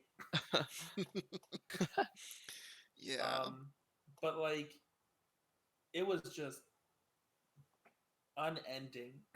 Oh my gosh. it was chaos. Um, like I think that was probably the closest I'll ever come to representing like the flood from Halo in a tabletop setting. Because that's what it felt Yeah, like. that's fair. That's super fair. And that, yeah, I've played in a Star Wars campaign. I've always wanted a DM one too. Those are always fun. They are. I think Saga's edition in particular is a little unbalanced, so you have to work a little bit to get it to get certain things to like feel dangerous. Which is why, like in that case, like the way that Sagas is set up, basically low level enemies can never injure high level characters. So that's why I just skipped the whole thing entirely, and I just ended up dealing set damage, because honestly, I I can't see. I can't do it otherwise. Because in that system, your character level factors directly into your armor class, basically. Oh wow. Like directly. Like one of the factors for calculating your reflex defense, which is the equivalent of AC, is your level. It's like your level plus 10 plus your like modifier to it. Like it's a lot of stuff. Jeez. 10 plus level plus dex plus class bonus, because every class had a different bonus to different Yeah, defenses. and then plus Um, like extra stuff. yeah, and then miscellaneous mods. So like high level characters could have an AC that was like easily in the 30s. What the hell? But like what that means is that Um, low level enemies are just physically incapable of hitting them. yep. Yeah. um, so I think in that campaign I was level 12 at the end of it, and my AC was like 29. yeah, that sounds about right. Wow. One thing I did want to talk about though, which is something I don't think gets brought up all that frequently, is the idea of like the tone of your game, I and see. thinking about how the things that you do in the game make the players feel, because that can go a really long way towards like making a memorable experience. So I ran a campaign that was set up to be a horror campaign. And I like using horror elements in my campaigns in general, um, just because I think that, like, I personally like them. I think they do really interesting things. But um, you can sometimes tap into the player's emotions about a thing, which can cause them to feel a certain way. So I had a campaign that I was running with Marvin, Julian, Alan, and Sean, and they were basically being, it was basically like kind of the rough version of the plot from It Follows, but they were being pursued by this relentless creature that they could virtually not interact with. And I think that I did a really good job. I'm patting myself in the back here, so Marvin can disagree if he didn't think so. But I like to think that I did a good job in making that enemy feel truly menacing to the point where the character's only real recourse was to flee for their lives. um, Oh my. I wish so we had been able to finish that campaign. yeah, unfortunately, I moved before I was able to see it to completion. Um, but you can really kind of. Oh, thanks, Bunny. He subscribed to my channel. Nice. So so yeah. Anyways, I think that like thinking about the way that your characters are going to feel during a given moment can go a really long way towards like some of the actions that you do, and how that like kind of what you want to do in order to help elicit particular emotions. Um, I'm kind of Right. rambling a little bit, but I think maybe I can describe it better with like an example. No, Um, I appreciate it. What you're saying. It makes mm, sense. yeah. So like in the horror campaign, I wanted to convey that this creature like was just like alien on a completely different level to the point where like it was actively dangerous. And so I had to just deal damage and experience points. Oh. Um, like I if it was, de-leveled. yeah, Oh my god.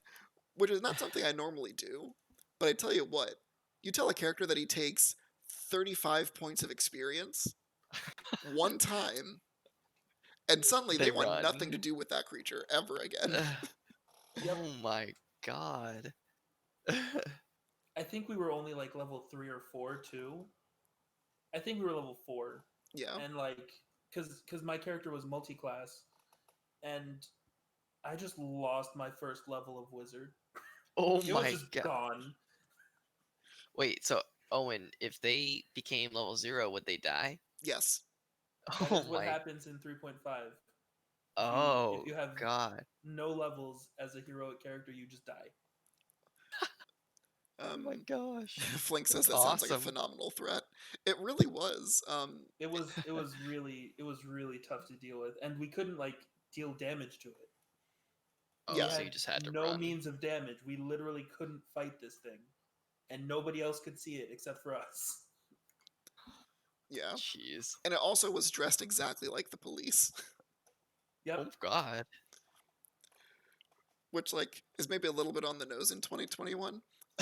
But Oh, but I will say that that because of that, it made it really tense. Where it's like whenever they would enter, whenever they're in town, I would describe like, okay, and you see, two people dressed in a green cloak with their hood up, over in the corner there, and it's like, all right, like, are they police?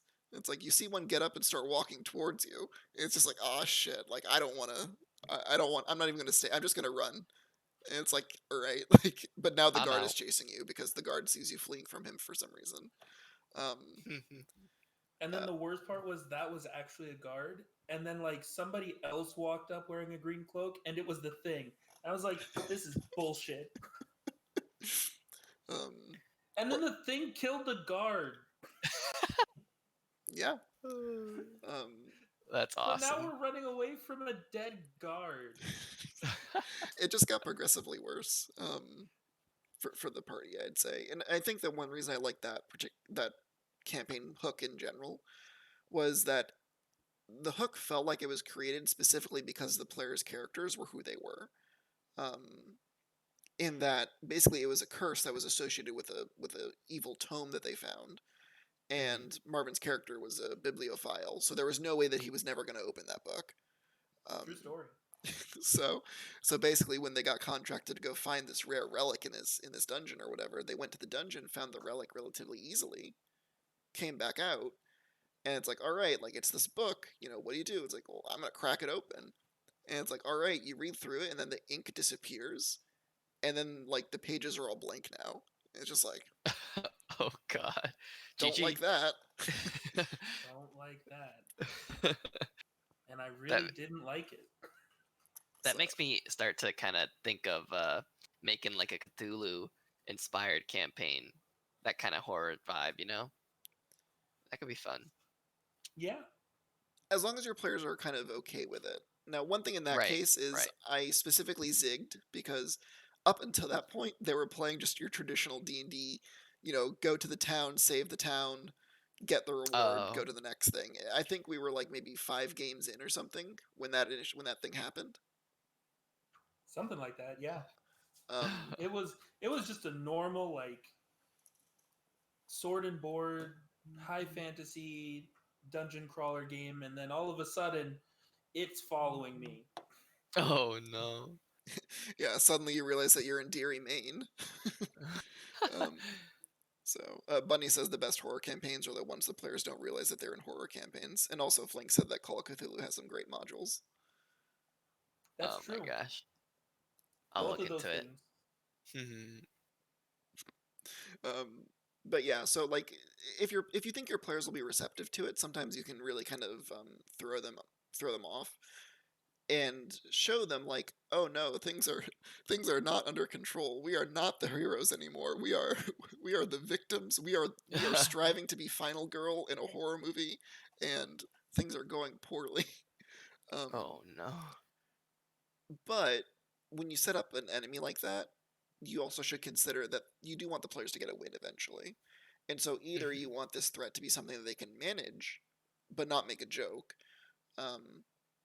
or you kind of lay some breadcrumbs for how they can look into it. Uh, So like in this case, I had like a general plot thread. This is how I generally plan my campaigns anyways, is I keep like a general plot idea in mind where it's like I kind of know where I want the story to end, and I kind of nudge the things that happen around those characters towards that direction, um, while kind of giving them as much freedom as I can. I see.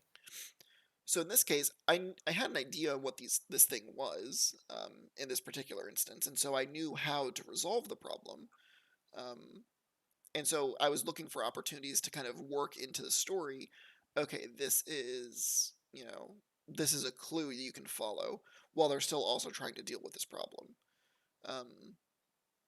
An instance where I did not plan very well, or maybe not didn't plan very well, but an instance where I ran an enemy that became a recurring thing that wasn't executed very well ultimately was I had a lich in my first campaign that I ever ran where his phylactery was an amulet, and the players needed the amulet intact in order to conduct a ritual to like stop the petrification that was going to take over the world, right?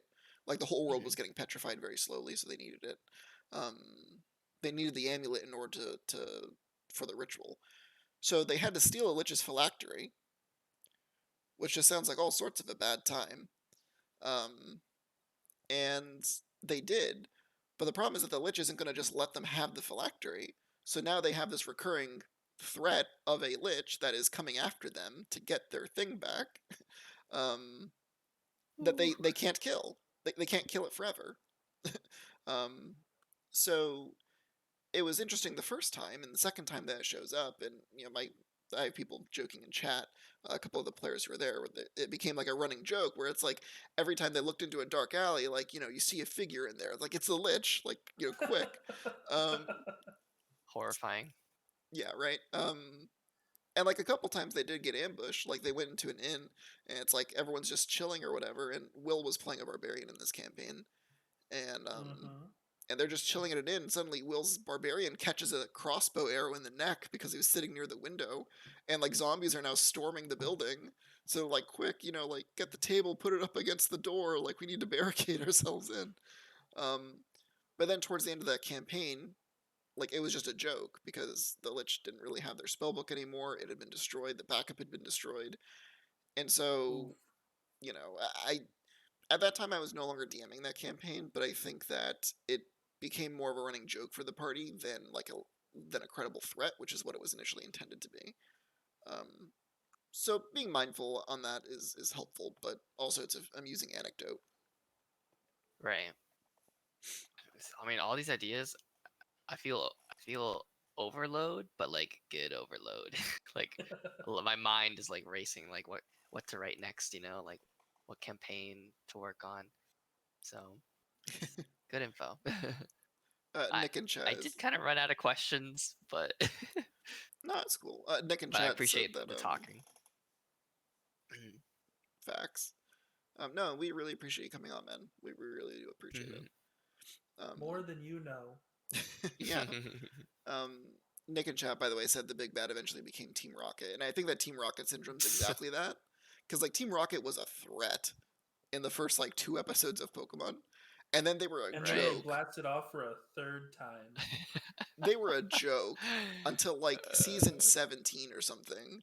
Like there was the one season where they came back and they like actually kidnapped Pikachu or whatever, and then they were a joke after that too. I want to say it was I like think it was SGR or like the something. end of Black and White. Yeah, I think that sounds right. I want to say that was it. Yeah. So like don't Poor make Team Rocket. don't make Team Rocket basically. Like make them a threat, but like keep it credible. Though If those you want to make Team Rocket, go in knowing that they're going to be Team Rocket. yeah, for sure. Right. So yeah, man. Hopefully that helped out. Yeah. No, I definitely, and I know I can always reach out to you guys too. I'm not Yeah. leaving or anything, but I'm just Yeah. saying. No, absolutely. I appreciate your help. Both Well, of you you're in the guys. Discord now, so if you have any questions, you know where to find us. Both I of am us at the same trapped. time, even. I am trapped forever. I wouldn't go that far. Yeah, not quite. You can sell a third of your soul to get out. God damn it. What I will say though is that like just later on if you do need help with like Roll20 or something, I can help out with that. Maybe I'll put together like a tutorial or something and put it on YouTube one day. But one day we should play together. yeah, I could definitely see like a one shot, for sure. So And we could get Alvis in there because he's saying he wants to play a one shot. He's been missing D&D. Yeah. Yeah, absolutely. So yeah, maybe we can talk offline for that. Sure. Yeah. But I think that's like that's just how it happens though sometimes, right? Where it's just like you just talk to people and like suddenly you find out that they're interested, and before you know it you're running a group. Like I think that you've taken a really good first step in deciding like, hey, I'm okay DMing. So why don't I start like laying down that foundation? Right. Yeah. One thing that you didn't ask, but I did want to talk about a little bit though, and kind of get your guys' opinion on it, is for new DMs, Marvin and John, you can feel free to jump in as well. Do you think that it's easier to run a module or to like start with like a zoomed in version of a homebrew? I think it depends on the DM, honestly, because I didn't run a module until like 2012, and I've been playing since like 2006. And being able to make my own world and my own decisions really helped me because I was kind of using D&D as a creative outlet from the beginning, starting as a player, just getting more of myself into the game from the start instead of working off somebody else's backbone really helped me. But I know some people who have literally said that they could not have done a homebrew campaign for their first session. So I think that depends on the DM. I think I'm that type of player that you just said, where like for my first session, it was definitely hard for me to come up with all the ideas that I wanted to do that session. So I did kind of pick a little bit from like different modules I was exploring, but I kind of mishmashed it into an idea from taking a little pieces of each, And that's actually something that I've never heard anybody say, that they've run multiple modules and taken the parts they like from lots of them for their first ever session. That's really interesting. Yeah. Yeah. Yeah, I hadn't heard that before. But I had liked so many ideas at the time that I was like, I kind of want to like incorporate a couple of these. and I can't remember them at the moment because it was a long time ago. But I if actually I really do, I'll like let that you know. though. Yeah. So I just kind of took a bunch, and it worked out. It was good, and then from then on, I think I just went homebrew. Um, Hmm. Maybe if the module had like a storyline or something, like a mini side quest or something like that, I would kind of keep it and run with it for a while. But Mhm. Hmm. yeah, Yeah, that's really One thing I interesting. will say is that the more I have run, the more I like to incorporate um, modules into my homebrew campaigns.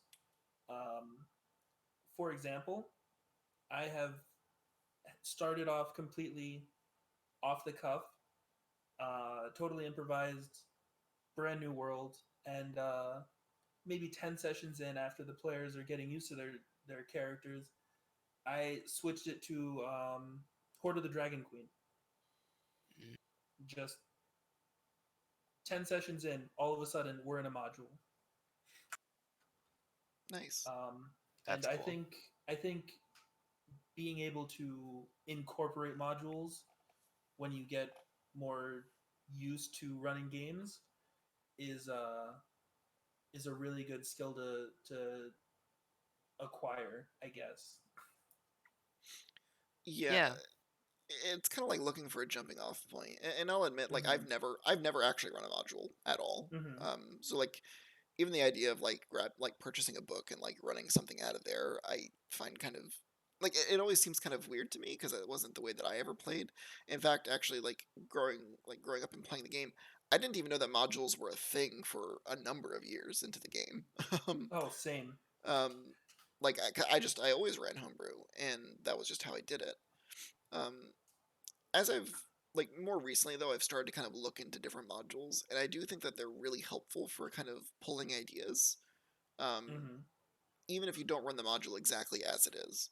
So like the dungeon that I have right now, I pulled a lot of stuff from that dungeon regarding the like core layout from something like the Tomb of Annihilation, right? Um, obviously, I've changed it a number of ways, but like some of the core layout of the dungeon, I kind of lifted because it can be really daunting to design a huge dungeon from scratch. So yeah, sometimes that's the best way to do it. Um, so let's see. Uh, Bastion here says, in all honesty, system is system. If it's interesting and it works, why not use it? And if you can implement it in an interesting way, um, and yeah, exactly. You know, if it's yeah. interesting and it works out, if you can do it, why not? Exactly. That's kind of exactly what I was trying to say. Yeah, just stealing our thunder. So, um, so yeah, I think that modules can be a really good starting place, particularly if you're overwhelmed by the idea of like doing a homebrew campaign. One thing I do want to touch on though is that if you're, you know, a new DM, you don't need to design the entire world. You really only need to design a very small area. Like I think that it's really helpful to work on the small area and kind of build out from there, as that kind of follows the natural progression of the player characters anyways, Hmm. and basically Right. fill in stuff as it comes up. Um, so, like for instance, if the player, you know, says like, "Oh, well, I want to be a dwarf," where are the dwarfs from in your world? I don't know. Let's figure it out together, right? Right. Like I had a cleric join the campaign. Hey, do you what deities do you have that are of the war domain? I don't know. Shrug. I Um, exactly right. So you with that, like kind of during that session zero and even beyond, you can kind of collaboratively build that world out so that way it's, you know, richer and more interesting than anything that you might have built on your own. Praise shrug. So um, um, and I really like that method of world building. Um, and I'm actually using it myself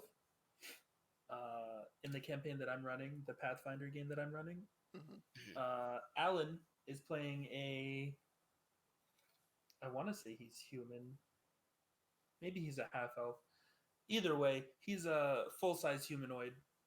It's probably But a he was half raised by elf. half. But he was raised by halflings. Mm. And he was like, well, where can I be from? I don't know. Where do you want to be from? What do you want to name this place? We can name it whatever you want. And he called it O'Reilly Shown. So now the halflings in my world are Irish. Deal. That's awesome. Deal. Hey, it works. I love it. They have yet to find a halfling because they're rare in this world, but they're out there. And they'll be Irish. Similarly, I had a situation where my cleric was a half elf that he wanted to be raised by dwarves. Guess who made a whole dwarven civilization, complete with underground, monastery to war gods, just in the backstory. So, it's okay to kind of riff on that, and I think you should also encourage the players to make stuff up to a certain extent as well. Like I had a situation come up where my fighter had taken a level of sorcerer, and it's wild magic sorcery, so it's just, nonsense, complete and utter nonsense all the time. But he talked to the bard, who was the major spellcaster in the party, who used arcane magic, and it's like, well, what was your first time like casting magic? Was it anything like this? I promise you that that first time player who was playing that bard had no frame of reference for how to answer that, but they made something up on the spot, and it sounded really good. So, um, like, don't feel pressured to like have answers to everything all the time. Sometimes you can just kind of make it up. And sometimes you can let the players make it up for you.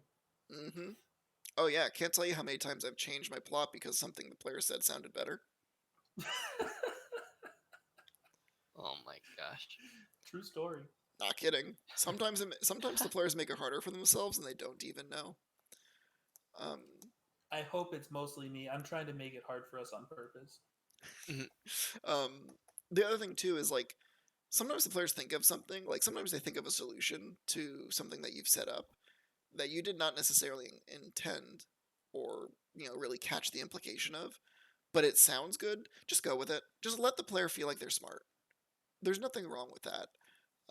Okay. So like a good for instance, and like the other thing too that I do as a DM is I always present questions without necessarily knowing how I'm going to answer them later on.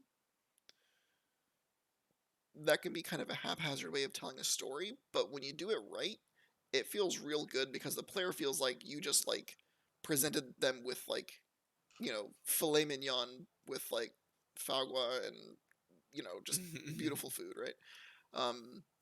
Even though you were just literally like throwing it together as it was happening. And so sometimes you really kind of set yourself up with really interesting ideas by kind of presenting the players with imperfect information and waiting for them to start to fill in some of the gaps for you.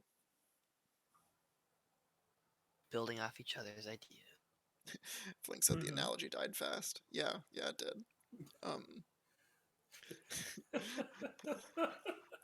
Look, man, I can't hit it 100% every single time, right? Like I think if you could get anything from that previous short story, it's that I am capable of presenting only half-baked ideas at a time, and that it takes me time to correct them. So you relying correct on yours? Batting below 300 at that point. Maybe. I love how I'm just getting ragged in my own chat. So, but yeah, you can really like kind of use elements and set things up without actually having a solution. And that's kind of one of the reasons why like I actually like the trinkets in 5th edition rather, because like they can be really good just like plot hooks. True, I agree. So yeah, that's the thing. So we just had 2 hours, gentlemen. Oh wow, I didn't even notice the time. I'm not even joking. So Jeez. So I know previously we had run it for about 2 hours, so I guess we'll kind of call it here. So unless you guys had any closing thoughts you wanted to throw out at us. I had a lot of fun. I learned a lot, and I'm glad you guys are my friends. I hope to play in the future. I'll keep you updated on any future campaigns I do and let you know how I'm doing if you're curious. Yeah, absolutely. Man. Yeah.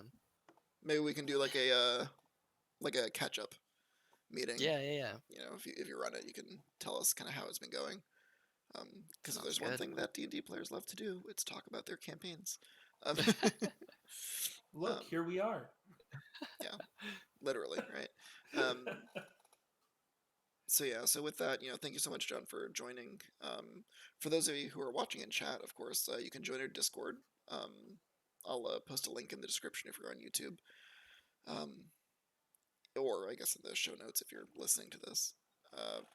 But yeah, so thank you so much for joining our third episode of Talking as a Free Action. We will reconvene next Thursday at 9 o'clock with Marvin and myself, and potentially a new guest. If you're interested in guesting onto the show, just reach out to either of us. Marvin, if you want to share your socials. You can find me at twitch.tv/Taiogetsu. And for those of you in my chat, you can also reach out to Owen. Owen, if you would like to Yep. plug yourself.